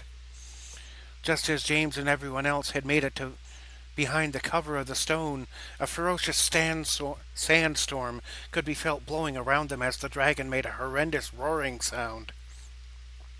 The negative pressure was almost enough to lift one up and drag them into the blinding winds blowing by. Once the storm ceased, Mikhail rolled out of cover, sprung to his feet, and ran straight at the dragon while making a loud war cry. The others came out of cover to assist, just in time to see Mikhail perform a previously unseen maneuver with his new toy. Running along at maximum speed, Mikhail pole-vaulted off the weapon, which somehow did not penetrate the sand with its blade, and then launched Mikhail 40 feet into the air. He came down over the head of the dragon, landing with a mighty slashing action, landing in a dramatic crouch some 30 feet behind the dragon. The weapon had caused a large gash in the dragon's face, also removing some of its thorns with the long sweeping action of the 3-foot-long blade on the end of a 5-foot pole with a loop and tassel on the back.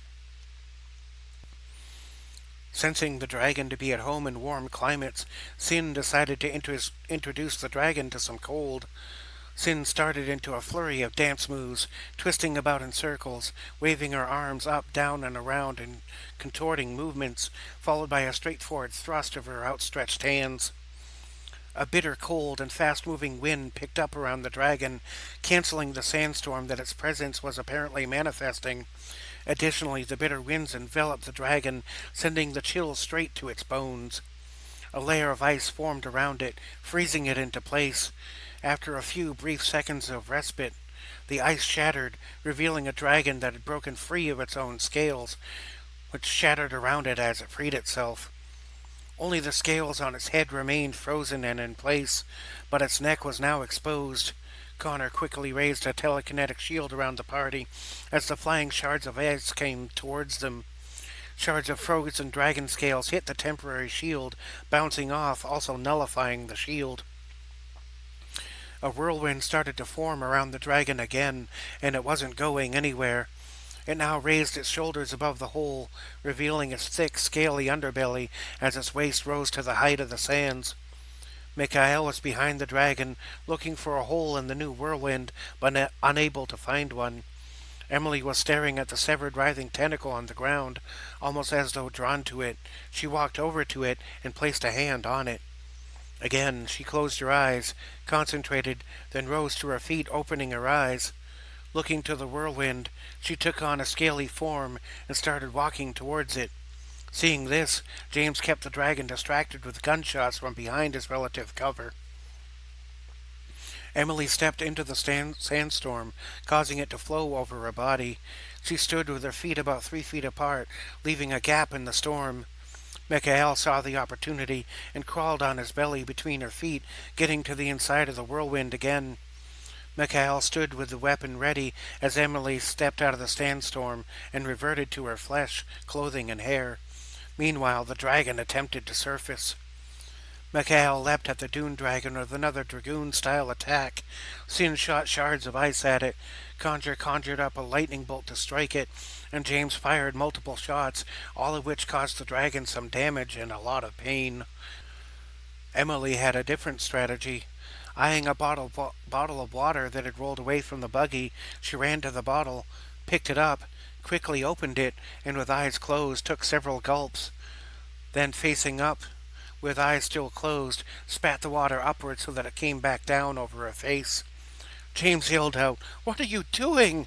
Emily stood resolute and said, "I need cover." Sin responded, "What are you going to do?" James called out, "She needs cover, so let's do it."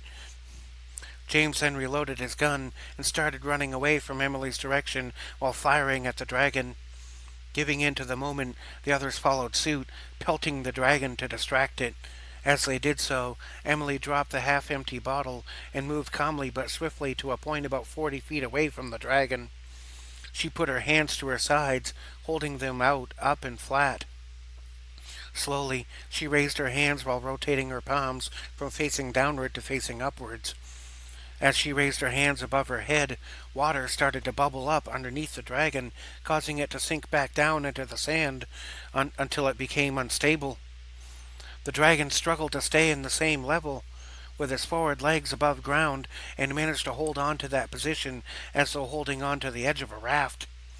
Seeing that the situation appeared to be a stalemate, Sin called out as new whirlwind started to form around them, "It's not enough! It won't go down!" Mikhail called out to James, "Your grenade! Give it here!" James heard and immediately complied, trusting Mikhail. Mikhail caught the grenade, pulled the pin, then dashed full speed at the dragon, vaulting high into the air, tossing the grenade down into the dragon's mouth. The grenade went off immediately, knocking the dragon's head back and knocking Mikhail out of his leap, sending him to the sand in a free fall.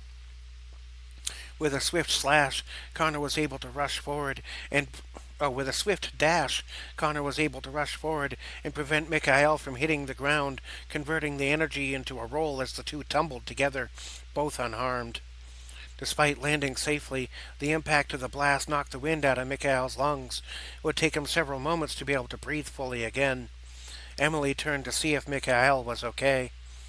With its jaw unhinged and amber blood pouring out onto the sand, the dune dragon flailed about as vital juices left its broken body. In a final fit of desperation, the remaining tentacle lashed out in Emily's direction. Seeing that Emily was unaware, James dashed into full speed to intercept the incoming tentacle.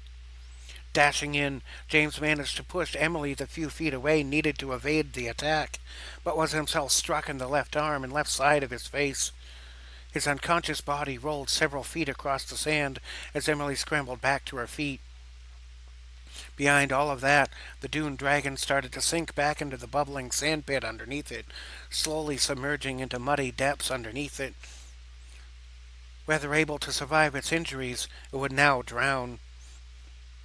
Sin and Emily rushed over to James, who was lying unconscious on his face in the desert sand. The two carefully turned James over onto his back as Connor and Mikhail went over to investigate. Mikhail knelt down, saying, "Careful now."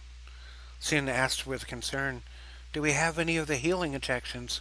Mikhail answered, "They are in the buggy, but it's under a big rock." Emily rushed over to where the buggy was lodged under the stone. Spying the medical bag in the gap between the buggy and the stone, Emily reached in as far as she could, but wasn't able to get to it. Connor came up beside her and offered assistance. "Allow me." Connor transformed into a black bat with red accents and flew into the small space, grabbing the medical bag in his feet and flying out with it. He transformed back into his pale, elvish form, holding the medical bag in his hands. He opened it up and fished around inside for a medical syringe. Finding a syringe, he pulled it from the bag.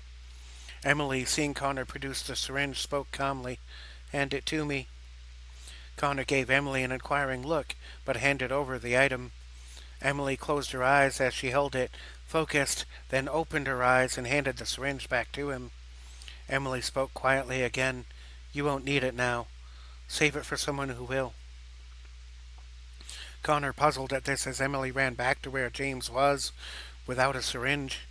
She knelt down next to Sin, looking down at James, who was forming a bruise on his face and was not conscious. Mikhail was examining James and said in a low tone, "Well, he appears to have a concussion, and he's unconscious, but he's breathing, however shallow." Emily spoke softly, saying, "Let me." Mikhail leaned back some, trusting her. Still kneeling, Emily placed her right hand on James's face and her left hand on his left arm. Closing her eyes and concentrating, a transfer occurred between her and James as she focused healing energy onto his injuries. The bruises started to fade, and his breathing became less shallow. Sin commented, "That wasn't magic or psionic power. How did you do that?" Emily looked up from James's face to Sin and responded, I don't know. I don't know how I do it. It feels more like instinct than a planned action." James's eyes started to flitter open to see blurry forms of his friends looking down at him from above. When his eyes started to clear up some, Emily's face was the first he saw, causing him to smile through his disorientation. Emily asked calmly, "How you feeling?" James answered, "Like I got slapped by a giant tentacle." Emily made a grimacing smile and nodded at the obvious answer. Mikhail stood and offered to help James to his feet with his right hand outstretched. The dragon was dead, but so was the sand buggy. After driving for 6 hours at about 80 miles an hour, walking back would take more than 3 days, not counting rest periods, and that would take too long, especially with diminished or limited supplies. Mikhail looked to the destroyed vehicle, then to Connor, and asked, "I don't suppose you have another teleport spell ready?" Connor looked to Mikhail and answered, "I did set a return point before leaving the camp, but we've yet to find our original destination. However, I can offer a solution for the rest of the journey." Everyone else looked to him to hear what that solution might be, seeing that not only their vehicle but any communication tools would be ineffective. Something about Tarathar prevented pneumatic devices from transmitting signals. The spacecraft had to be brought down manually using non-computerized controls. Even the sand buggy had been fitted with improvised analog controls. For whatever reason, computers from Earth did not seem to be able to function on this world. Connor reached deep into the darkness of his cloak. Putting his left hand back out, he presented what appeared to be a tiny log cabin in the palm of his hand. It was no larger than a single square inch. James inquired as everyone looked on, puzzled. A tiny house?" Connor acknowledged the question with a glance, and his opposite index finger raised upward. He stepped back a few paces and set the tiny cabin down. After setting down the item, Connor gestured for everyone to move back. He did so until everyone had moved back about 20 feet. With a magical command word, which no one understood, Connor spoke to the cabin. The tiny cabin glimmered, then began to grow in size, ballooning up into a full-size 20 by 20 building. Before them was a fully functional building, complete with the smell of food coming from the front door no sooner than it had fell open, smoke coming out of the chimney, and with various wards shining on it and around the structure. Connor gestured for the others to explore the cabin. James stepped forward, walking towards the cabin, but was stopped by an unseen force of energy. Slightly jolted, James asked, "Hey, what gives?" Connor uttered another unintelligible word, then again gestured toward the cabin, saying, "The owner of the cabin may grant or deny access as needed." James stepped forward again, this time able to step into the doorway of the cabin. Looking inside, he saw a table with place settings for all 5 people, and fully cooked food on the stove and the oven, and on platters in the center of the large kitchen table. There was also a rather large wine rack, fitted with bottles of wine, ale, mead, and blood. All of the bottles glistened with frost, as if they were produced and kept chilled. The others followed suit, going through the doorway to check out this cabin. The first room was the kitchen. Beyond that, one can find a combination living room and library. A single room beyond those offered a bathtub and a commode. Beyond that was a hallway with 5 doors, 2 on the left and 3 on the right.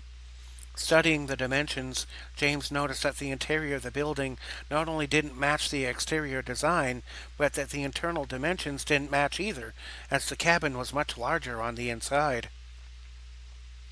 Mikhail marveled at the cabin as he spoke, saying, "I've read about these in the archives. I never thought I'd actually get to see one." As the doors As the others stood in the cool of the kitchen, looking around at the marvelous features, Mikhail spoke, "Mr. Greenleaf, how much can we use this?" Connor answered, "As often as needed." Mikhail thought for a moment, then spoke, letting out a deep exhale. "I don't know about you guys, but I could use some water, something to eat, and a little rest." Sin spoke up in an almost exasperated voice. "I totally ditto that." As Connor closed the door to the cabin, James added a question while staring out the kitchen window. "Why does it look like it's nighttime outside?" Connor replied, "My father made this to escape sunlight." Mikhail looked to Connor and spoke somewhat questioningly. "You don't talk about your father all that often." Connor squinted slightly and responded, "Soon I will not have to. For now, let us focus on this journey." Mikhail sounded off some volume as he spoke to get everyone's attention. "Okay, folks, we got 1 hour to eat, drink, and catch a little rest. Then we resume our journey." The group seated themselves around the table as Mikhail started to serve the various foods, passing the food round as though it were a Thanksgiving feast. Emily looked a bit confused as the various kinds of food came across her radar. But it all smelled good, so she agreed to eat each thing that came to her plate. James, who was seated across the table, was observant and asked Emily, "You doing okay?" Emily paused, staring at the plate of food, then answered, still looking down at the plate on the table, "I don't remember what I liked." James looked a bit confused himself and added softly, "You seem to remember things from when you were really young." Emily gently picked up her fork and sank it into a piece of ham on the plate. She put it to her mouth and took a bite, thoroughly enjoying the taste and texture. She then tried some turkey, some beef, and a bit of chicken. She reacted well to each, chewing it slowly, savoring the taste. Emily then commented, "It's strange. I remember the concepts, but not the feelings. It's the same with food as with my memories. I remember the information, but the experience seems to have been embodied." Sin was sitting to the left of Emily, who was having fun with her meats. Sin dangled a piece of beef over her mouth as she looked up towards the ceiling. Sticking out her tongue and wiggling the meat back and forth, Sin made the noises of the meat being killed and eaten. "Roo! Roo! No! Don't eat me! Nom nom nom nom!" Sin then chewed up the beef and went to the chicken, eating it the same way, saying, "Buck, buck, we're delicious! Aroo! Nom nom nom nom nom!" Seeing this through wide eyes, Emily turned to Mikhail and asked, "Could I please have some of the bread?" Mikhail nodded, saying, "Of course," and presented the basket of freshly baked bread. Emily took a fresh loaf from the basket, then waved it around, saying in a dopey, lunatic-style voice, "Ooh, look at me! I'm a piece of wheat growing in a field under a happy sun. Where did that blade come from? Oh, no! The threshing! It hurts us! Oh, God, we're baking to death in an oven! What a world! What a world! Arr! Emily then took a bite of the bread and chewed on it for a while, blankly staring at the far wall while everyone else looked at her. After eating some of the bread, people went back to their own meals.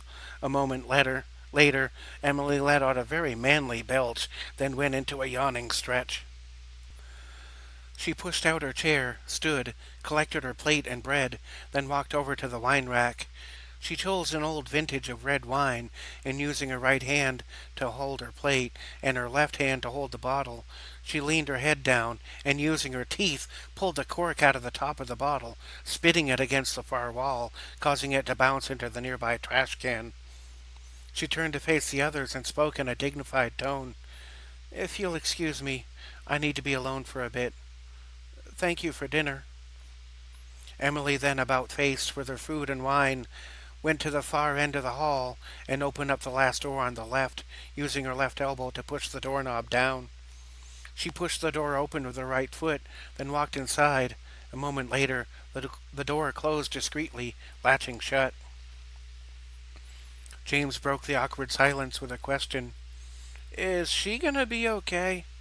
Mikhail answered. "It's like she said to her father. She's going to fight and then die. But yes, I do think she's okay. In her own way." James stood up and said, "I'm going to go talk to her." Connor interjected, "Did she not just say she wished to be alone?" James looked at Connor and nodded, but answered, "Girls don't always say what they mean." Sin looked at Connor, adding, "I know you're trying to help, but I think they can figure this out for themselves." Connor questioned Sin. "Figure out what?" Sin snapped softly, "Were you raised under a rock?" Connor squinted, but otherwise appeared nearly emotionless, saying, "My mother died when I was still very young. My father was a homicidal psychopath turned warlord and is in prison." Sin added, almost lecturing, "You still got a lot to learn about people, Dad." Connor looked down to the table, speaking softly with a slight grovel. "Perhaps. I am going to meditate for a while. I will return." Connor then picked up a bottle of the blood before leaving and went to the first room on the right, went inside and closed the door behind. Just as Connor was going inside his own room, James had reached the end of the hallway and was about to knock on Emily's door. He stopped, took a nervous breath, then lightly tapped on the door. He faintly heard Emily's voice on the other side saying, "Who is it?" James talked in a low, discreet voice, answering nervously, It's James. I was just..." The door opened just a little bit, just enough so that Emily could look outside with one eye. Seeing that it was only James at the door, she opened it up enough for James to enter and stepped back. James went into the room, gently closing the door behind him. At the same time, Sin excused herself from the table as well, leaving Mikhail at the table by himself. Sin turned to Mikhail, saying, "I'm sorry. I had to talk to him because..." Mikhail nodded, temporarily seeing his deceased Gloria in Sin's form. He tried to hide his pain, but he couldn't. Sin reacted, seeing Mikhail's discomfort, and asked softly, "What's wrong?" Mikhail put on a smile with an empty chuckle. "Nothing. It's just..." Putting it together, Sin spoke softly, "I remind you of her." Mikhail let out a sigh, speaking almost in a whisper. "Yeah." Sin walked closer to Mikhail, taking his right hand into her hands, and then speaking softly to him. "You've lost the one person who helped you to not feel alone in all this. You don't let anyone get close, and now she's gone, and you feel alone. There are times I just really want to punch you in the face, but this isn't one of those. Just remember, there's no law saying that a gal can't have two dads." Sin leaned forward and, standing next to Mikhail, gave him a light kiss on his left cheek from the side. Mikhail merely closed his eyes, accepting the gesture, as Sin attempted to console him. Sin released Mikhail's hand and stood in front of him again. She gave him an understanding nod and turned to walk away. Mikhail put on Mikhail put his hand on Sin's right shoulder as she turned, capturing her attention, and said, "Your father has one hell of a daughter. I never had any children, but if I did have a girl, I'd want her to be like you." Sin nodded, smiled, then turned to go to her father's room. Mikhail sat at the table, took a couple bites of food, and then, being sure that no one was watching, he broke down and started to cry, finally started to process Gloria's death. He took the time to let his pain out for a while, which for such a stoic and often public man was an absolute rarity. James had set foot into Emily's room, looking at her, who seemed to be feeling down. She sat down in one of two chairs in front of an end table next to a big fluffy bed. Seeing that James was concerned and had closed the door behind him, Emily gestured for him to sit in the nearby chair. James nodded and sat in the chair, just a couple of feet away from her. The plate of food and bottle of wine sat on the end of the table. On the opposite side of the room was a cozy fireplace with a bear hide rug and a long shelf full of books. Just under the window, to the left of the bed, was a window which displayed a strange-looking nighttime scene. Under this was an old wooden chest with brass trim, with the lid closed. James sat, trying to think of how to address his concerns to the young lady sitting across from him. Before James had come up with something to say, he saw Emily staring out the window, taking in the visage of the stars. Emily spoke softly. "Is there something you need?" James subtly shook his head, saying, "Nah, I just wanted to make sure you were okay. I mean, beyond the whole fighting and dying thing." Emily continued to look out to the stars, saying, "I had to get away. Enjoying the meal with all of you reminded me that we don't have much time." James nodded a bit and added, "Yeah," then added with a nervous chuckle, "I try not to think about that, but then again." Emily looked in James's direction as he continued to speak. James continued after a short pause, while Emily returned his gaze for a few seconds, then looking back to the window again. James continued, "I'm not sure I understand any of this. Not fully." Emily continued to look out the window. Reaching for the wine bottle and taking a few sips, she let out a little burp, then held the bottle and continued to look out the window, speaking in a wistful way. "It would be so easy to just let this all go, spend some time with my dad, figure out why you blush and look away every time I talk to you, and here I am, making everyone else sad because I chose to go die, because if I don't, none of you will live, and the people of Earth will all destroy themselves." James added, "I can't imagine how that must feel." Emily looked at James, who made an effort to look directly at her. After exchanging a few seconds, looking each other in the eye, Emily continued, "I guess I feel sad everywhere. What do you do when you feel sad all over?" James thought for a moment, then answered, "Well, when I get all bummed out, I usually like to play video games, but, there don't seem to be any in here." James stood up, eyeballing the large bookshelf, then walked over to it, and pointing to the large assortment said, "Well, there's lots of books. Maybe a good story is what you need." James answered confidently, Yeah, like a second story to distract you from this one. Check it out." Emily set down the wine bottle, stood up, and walked over to the bookshelf, curious to see what James was excited about. James pulled out several titles, suggesting lots of fantastic-sounding stories. Being that they were on an alien planet, they had no idea whether most of these stories were fiction or not. Nearly everything seemed amazing. Emily stooped down to the lowest shelf and pulled a book off the shelf. It was entitled Joanna of Arcus, and prominently featured a female hero who looked to be some sort of holy knight. Seeing the little Seeing the title and implications of the book, James wasn't too sure if this one was such a great idea, as it reminded him of the Earth Tale of Joan of Arc. Knowing how the Earth Tale ends, James started to speak. Um, I'm not so sure that. Emily interrupted James's objection. Let's read this one. James regained his composure and answered, All right then. Emily turned about, sat down on the floor, leaning her back against the bookshelf, holding the book, and waited for James to join her. James sat to her right, almost in a lotus position like her.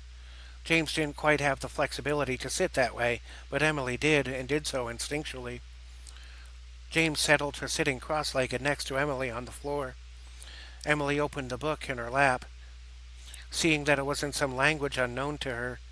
Looking to the book, James didn't recognize the writing, but was able to understand it. Looking to the book with strange markings and vibrant pictures, Emily marveled at its beauty. Looking up from the book, Emily said, Would you read it to me? James answered unsteadily, Sure, but I don't know if there's time for. Emily looked to James and said, Can I hold your hand? James inquired, Hold my hand? Emily spoke gently, clarifying intent. I can absorb one action or aspect of anything I touch and concentrate on. I have no idea why or how it works, but James nodded, encouraging Emily to continue as the two still looked at each other. James stayed silent as Emily finished her thought. Emily continued, If I mimic your ability to bend time and hold on to you, we could read the whole thing. Time would slow down for us, just for a while. James answered, confused and excited. That would be, I mean, yeah. Emily took James's hand in her right, still holding the book with her left. Feeling the warm touch, Emily closed her eyes, concentrated, and found herself filled with James's chrono energy. The two slipped out of normal time. Everything went silent around them, and they enjoyed the suspended time together. Feeling a little nervous, a bit impressed and very happy, James started to read from the book. Once upon a time, in the faraway kingdom of Arcus, a girl was born to a king who desired only a male child. In a fit of rage, seeing as he had no heir, the old king left his young wife and took the infant to the edge of a cliff on the outskirts of the kingdom. With no hope for an heir to the throne, he dropped the child off the edge of the cliff. With no hope left in his heart, he then thrust himself off the edge of the cliff. James paused, saying, Whoa, I don't know about this.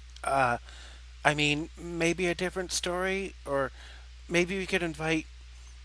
Emily looked to James, still holding his hand, and said softly, This story will be just fine. And they didn't come here to check on me. You did. James answered, thinking he understood. So, shut up and read the book, right? Emily answered softly. Uh-huh. James, answered, James answered softly, turning his gaze back to the book. Okay, where were we? Ah, yes. With no hope left in his heart, he then thrust himself off the edge of the cliff, so that he would never be parted from her. Unknown to the king, his daughter had survived the fall, landing on something soft. He, however, fell to his death, unable to see the value of the girl he had so discarded. As James continued to read the story, Emily leaned her head against James's left shoulder. He looked to her for a moment, exchanging glances and soft smiles, then went back to reading the book. With an eerie feeling about the words being read, they stayed that way, for what felt to them like hours, as James read the book to Emily. Emily closed her eyes and listened as James read the story. Down the hall, Sin had entered her father's room and was attempting to engage him in conversation. Sin had knocked on her father's door, receiving no answer. After waiting a bit, she slipped inside the doorway, opening and closing it quietly. In the center of the room, Connor sat in meditation, silently breathing solely as an exercise, as he only needed to breathe when speaking or smelling. Sin walked over to her father and stooped down to address him, standing on the balls of her feet with bent knees. Stooping down in front of her father, Sin spoke softly. I know you can hear me. What's got you spooked? Connor first raised his left eye open to see Sin scooching in front of him, looking concerned. Seeing that he could no longer meditate, he opened the other eye and, without changing his positioning, closed his eyes again and spoke. Connor answered, letting out a small sigh. What is it that concerns you? Sin countered. I'm more interested in what made you leave the conversation abruptly. I've never seen you react quite that way. Connor spoke with a soft rasp. Sit, my daughter. Sin sat in front of her father, knowing that his telling her to sit was an agreement to have a conversation. Sin sat down in a lotus-style position in front of her father, took a deep breath, let it out slowly, then sat still and listened. Connor spoke with a tempered cadence with a flat tone. It is time I told you about our forebears, Vladimiros and Vladaramus. Sin kept quiet and nodded slightly to indicate that she was listening, being attentive to what her father had to say, sensing that it was somehow important. Connor continued to speak. When we travel using the mystic gates, as we did when we went to Earth, the gates not only transport a person across space, but also through time. When we went to Earth from this world, we also went back in time about 800 years. Therefore, this version of our world is set in a time 800 years before we left. Sin added, understanding. Oh, so that's why there's no castle, no aqueduct, none of the little towns. Connor answered. That is correct. The humans have only just now arrived here. 400 years from now, when they have grown significantly in numbers, a small group of them will go back to Earth to start the Matic Core in the Earth year 1620. Sin puzzled out loud. So, technically, here, these people have not even been born yet, and Connor nodded once, saying, Yes, 280 years from now you will be born. When the select group of humans leaves, I will go with them, and I will take you with me. Sin realized something and asked, But those aren't the events that concern you? Connor continued, filling in the blanks. No, not long from now. My father, Vladimiros, he will return, and he will no doubt seek vengeance. Sin inquired, I thought you said he was sealed away. Connor answered flatly, He was, but the arrival of the humans has changed that. Sin inquired with a mystified tone, But how? They only just arrived. Connor looked toward his daughter with a deadly serious face and tone. One of the Matic spheres fell from space and collided with an object on the pink moon of Necromar. That was the catalyst. Sin all but objected in a questioning cadence. Wait, so the entire set of events that saved the humans on their planet also inadvertently causes the death of billions on this world? Connor answered flatly. That is the balance of things. A life preserved in one place exacts its toll elsewhere. A life destroyed in one place creates new life in another place. It is a balance. Sin finished the thought. It's all connected, part of the same process. Connor continued. No new matter nor energy can be created nor destroyed. No changes in the numbers of living or dead. Just a balance, always changing forms, for all of eternity. Sin added, Wow, that adds all new meaning to equal and opposite reaction, doesn't it? Connor gave a nod, seeing that his daughter understood. Sin paused for a moment to think, then asked, So, our past is about to unfold. What does that mean for us now? Connor took a breath through his nose, let it out, then answered, For now, we go with these people. We help them finish their mission. Then, after that, something new. Sin inquired inquisitively, New? Like what? Connor answered flatly, looking out the window on the other side of the room behind Sin. I do not yet know. Sin then posed a question. So don't worry about it. Just wait and see what happens? A small yet wry smile flashed across Connor's face, for but a fleeting moment as he saw that his daughter understood his teaching. Connor lowered his head, put his hands together, and then continued to meditate. Sin joined him in peace. The two synchronized their breathing and became a pattern joined in spirit. On the other side of the world, Rolf tossed and turned, trying to sleep, but was far too restless to relax. His daughter lay on the bed, wrapped up in a fur blanket, sleeping soundly.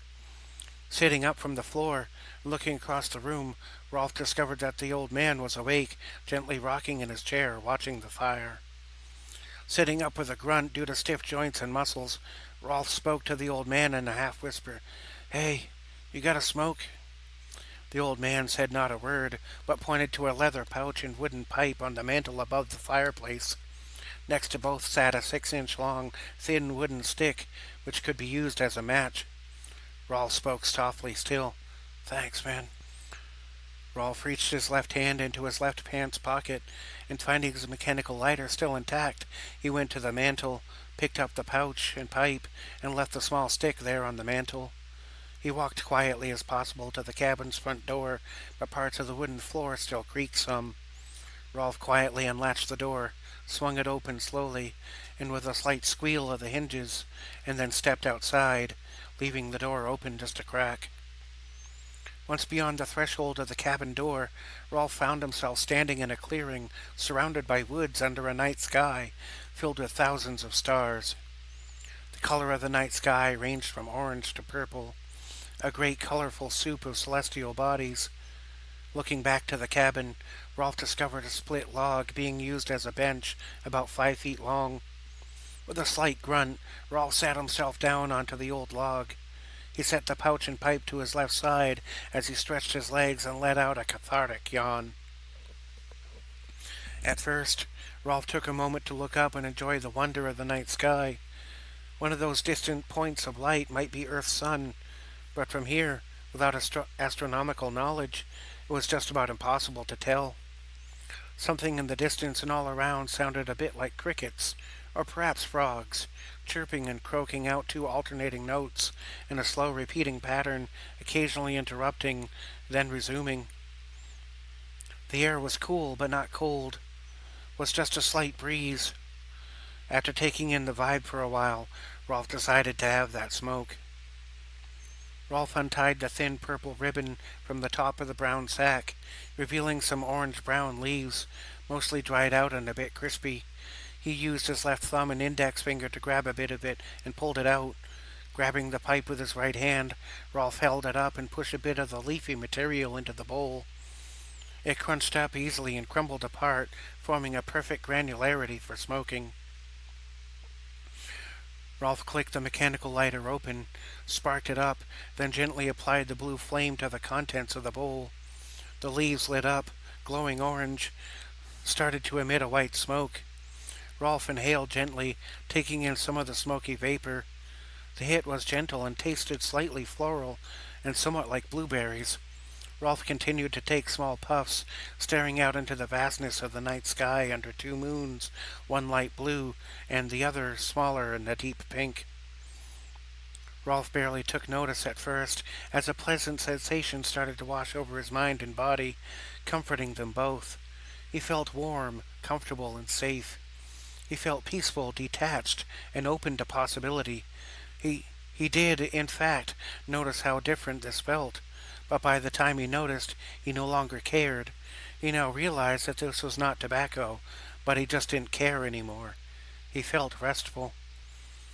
Rolf began to strain out of ordinary individual thought, gazing out at the dark woods, then looking up to the skies, and finally turning that gaze inward. Rolf started to see the interconnectivity of all things. He saw how his thoughts led to words, words led to action, and actions led to consequences. He started to realize the levels on which he was orchestrating his own reality out of lies based on a past that was forced upon him. He started to realize how he had thought, spoken, and acted his reality into being. It was in this moment that his thoughts turned to the others. He knew that no matter what, that they all are eternal beings, all connected, if not by memory, then by existential being. Still, he wondered where they were and what they might be doing. As Rolf tuned in and spiraled out, his consciousness asked itself all the questions. Looking about, Rolf noticed how all the colors seemed to be much more vibrant. Everything seemed to have a slight aura around it. It was as though the colors were amplified and made to shine. Next, Rolf began to see images inside himself, presented as though they were memories. He saw his father drown his mother, holding her to the bottom of a bathtub. Rolf then saw his father as a child, being beaten by a man with a wooden board with one nail at the end. He saw his father's mother being raped by an uncle. He saw that uncle wearing a dress he was forced to wear as a child, being beaten by a crowd of young boys as a youth. He then saw that man's father being locked in a closet for hours at a time for having tried on a girl's shoes. He saw that young man cutting himself as a teenager. He saw that teenager's father being abused by a corrupt boss at his job, taking all sorts of violence and punishment just to support his family. He next saw that man's father beaten as a slave. He saw that slave's mother being raped and then forced to give birth to, then give up that child. Decades, even centuries of unprocessed abuse played out before him, all culminating in himself slaying hundreds of rabble to get to his daughter. He then saw the suffering of all those who knew those rabble. Rolf then saw a future in which he was beating and verbally abusing his own daughter. He then saw his daughter prostituting herself in a creepy neighborhood, addicted to alcohol. He then saw that young lady slit her own wrist and bleed out in a back alley. His family line then ended with her death. Rolf felt this huge ball of pain and suffering within himself, some caused by others, some caused by himself, and some yet to be caused. He felt as if he would do anything to eliminate the suffering inside himself, but didn't know what to do with it. He reasoned within himself to find some way to detach from this phenomenon. Then, in that desire, he suffered from the desire to detach. Then, in that, he suffered from his desire to detach from desire. Lost inside a reciprocating cycle of desire, attachment, and desire to cease attachment, he went about in circles for what felt like ages. He wrestled himself. He strove with inner angels and demons. He stomped the head of a serpent, but in the process his heel was bruised. He now walked crooked, but on his own. Over time the bruise healed, but it left a scar to remind him of what he had healed from. Rawl suddenly slapped back into his physical existence, still sitting there on the half-log bench. He suddenly felt extremely nauseated. He stood and ran to a spot several feet away where the vomit started to projectile out of his mouth. Falling to his knees from waves of nausea, Rolf puked everything in his system and then some. Tears filled his eyes, which stung from salt and sweat. His entire body felt as though it were being gently stuck with pins and needles from every direction. After several minutes of dry heaving, Rolf saw two strange shadows being cast across the ground under moonlight. Slowly, spitting out some last remnants from his mouth, the liquid on the ground was a strange kind of greenish color. Slowly, he looked up from the puddle to see two forms standing over him. They were the mysterious birdmen from the Spacehawk vessel. They stood there, looking as though they understood. Jerky, the cyborg in red, with a metallic beak and top of his head, spoke first. "You gonna make it there, buddy?" Lurky, the one wearing blue samurai-style armor, spoke more softly. "I see you discovered Tarathian weed, the most potent psychedelic in the galaxy." Looking up from his knees through a blurry eye, Rolf answered, "Here I was thinking I was doing some alien tobacco or something. Oh, man." Rolf saw a third shadow come up beside him. He recognized it as that of his daughter, Sarah. She was standing there with a mangled pack of Muerte cigarettes from within his belongings. Sarah extended her hands, offering her father the pack. Sarah exclaimed, "I got your cancer sticks for you, Daddy." Rolf looked at the pack of smokes, but felt only disgust toward them. Rolf put his hand up, almost retching again. "Oh, no thanks, honey. I don't think Daddy smokes those anymore." Lurky extended a hand and helped Rolf get to his feet again. Rolf stood with a grunt, feeling some pain in his joints. Sarah spoke quietly. Dad, it's the Turkey brothers. They brought us here when you were hurt. Rolf turned to his daughter and spoke gently. Well, I'm sure glad they did. Can Dad have some time to talk with the nice turkey men? Sarah responded, Okay, Dad. Can we go somewhere tomorrow? Rolf nodded, Yes. After tonight, we can go anywhere you want. Sarah giggled. Yay! Sarah then happily skipped into the house, gently closing the door behind her but not locking it, and then went back to the cozy bear blanket. With Sarah safely inside, Rolf was now free to address the two turkey men. Sensing that perhaps the blue one was more articulate, Rolf directed a question to him. Last thing I remember on the ship was getting blasted by some strange cyborg guy. Then I saw the shadowy forms of two birdmen, and then I passed out. What happened? Jerky spoke first. Yeah, the damage you took was pretty ugly. So me and my brother helped you and your hatchling get out of there. Lurky pulled up his feathery right hand to speak. What Jerky means to say is that we escaped from the Space Hawk using one of their smaller Hawk ships. We didn't want to get in the crossfire between you and the groups of cyborgs, so we touched down on the opposite side of the planet. Jerky added, We lucked out quick. Found this cabin with an old man who promised to take care of you. We decided to stick around a bit to check up on you. Seems the old man did good. Rolf asked urgently, So, are they alive? Lurky's facial expression turned a bit sad. Well, some of them. Rolf became deadly serious. What do you mean, some? Jerky spoke up as Lurky struggled to find the words. All of the spear ships were destroyed. It seems that some few thousand made it in smaller ships, but a bunch of those lost control and crashed. Lurky spoke a bit more gently and somberly. It seems a little over 20,000 survived.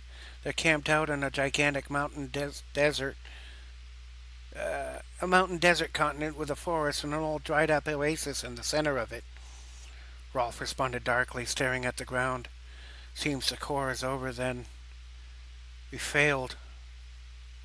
Well, at least it's over. Jerky spoke in an attempt to encourage. There are survivors. We could take you to them. Rolf nodded with a half smile. I appreciate that, Turkey Man. But at this point, Lurky spoke gently. You got your little one now. Rolf nodded. Yeah. I wasn't able to see her for a long time. And what with the core in shambles? Jerky added. You got your kiddo back and you just want to be by her side. Rolf replied, Yeah, I think that's what I want. And I think that life starts here, in these woods, on some faraway planet. Jerky inquired, You sure that's what you want? Rolf thought for a moment, then answered, Yeah, no? You know, some people spend their entire lives dreaming of what kind of do-over. But I get to have it. Lurky nodded some. I think I understand. Rolf spoke more positively. But hey, if you do run into the other humans, tell them Luger and his kid are okay. I think they'll understand. Jerky had a thought and suddenly interjected, Oh, before I forget. Rolf became slightly more serious. What is it? Jerky continued, None of your computers will work here. They've all been infected. Rolf took a guess. So the auto shutdown activated? Lurky answered, Not exactly. Rolf inquired further. What do you mean? Lurky took a breath and let it out and continued to speak. Well, you see... Rolf stopped him there. Wait, is this going to be an exposition dump just to fill in a few gaps in the story at the last minute? Lurky nodded yes and said, Yeah, I guess it kinda is. Rolf replied, Okay, I'll just have a seat here on this log. Rolf walked back to the log on the porch, sat down with a grunt, then continued to listen, saying, Okay, I'm ready. Lay it on me, baby. Jerky spoke first. I'm guessing your planet had an epidemic of ideological infection coming through social media software, right? Rolf replied, I guess you could say that. So our media is the infection? Lurky answered, Oh, God, no. But the media devices are infected with the virus. That's why people are going crazy and dividing into extremes. Rolf took another guess. So the media virus is corrupting people. Jerky responded, Not quite. Rolf looked puzzled, asking, I don't get it. Lurky spoke calmly and succinctly. You remember that cyborg guy? Rolf nodded, but kept listening. Lurky continued, Our sources report him as being a human, originally from Earth. Rolf added, Yeah, we know about him. Disappeared, then showed up here all these years later. Jerky spoke. That dude, he's the cause of all this. He appeared to the kind people of Slicyon, the rabble. He made promises and gave them technology beyond anything they had ever seen. Lurky picked up the story. His technology connects you, but it also infects the spirit. He used it to enslave the people of the planet.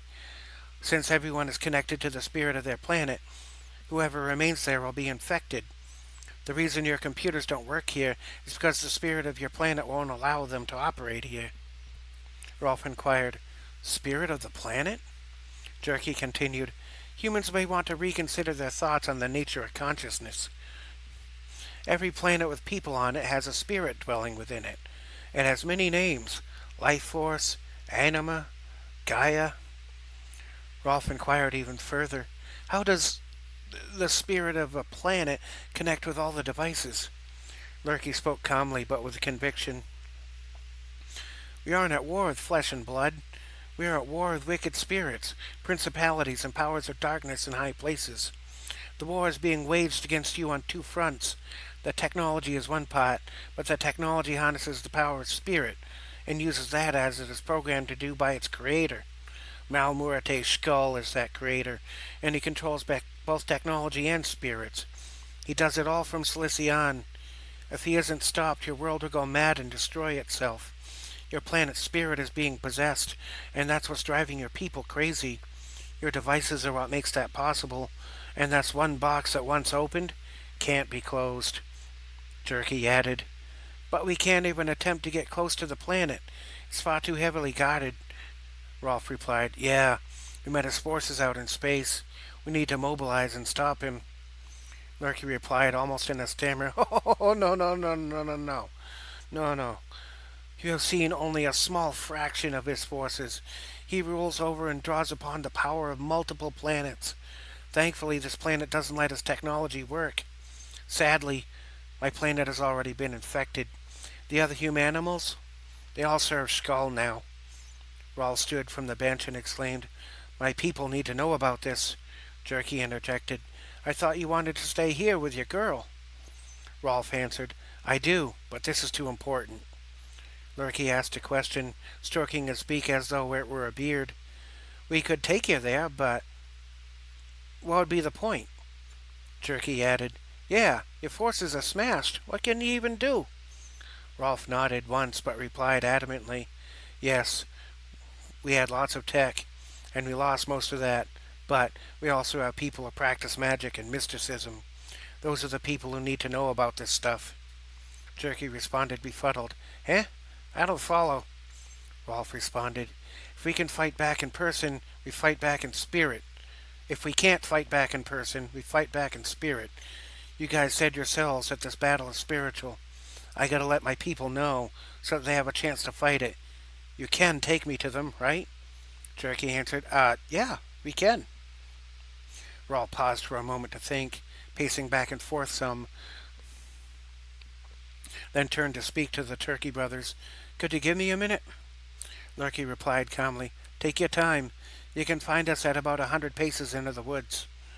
Jerky pointed to the blue moon. Just follow the big moon. You'll find our ship. Rolf nodded. Yeah, I'll be back in no time. Rolf felt someone nearby and looked back to see his daughter standing in the open doorway. Taking a sigh of relief that it wasn't anything dangerous, Rolf spoke to Sarah. Hey, girl, we need to rejoin the others for a while. Sarah replied, Dad, who are you talking to? Rolf turned around and pointed. I was talking to the turkey guys. Rolf found himself pointing at a tree as there was no one else there. Sarah blurted out, The turkey people are in the woods waiting for you. Rolf replied slowly, Yeah, they are. Sarah called out, Dad? Rolf knelt down to speak to her at eye level and answered, "What is it, baby girl?"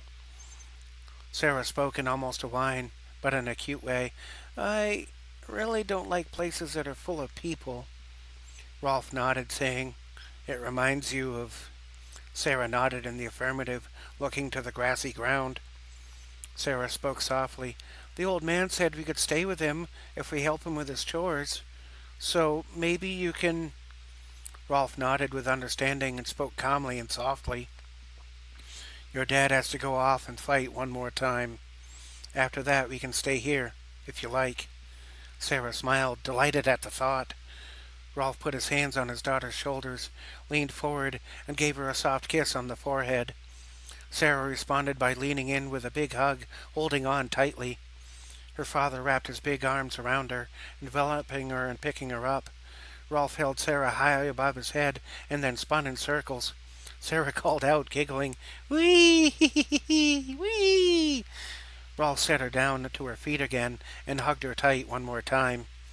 Putting his hands back on Sarah's shoulders, Rolf spoke softly.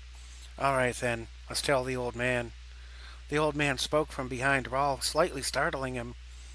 "It's all quite fine. I'll make sure your little girl stays safe." Rolf looked up, then stood, addressing the old man. "You watch over her real good. You hear me?" The old man nodded. "Of course.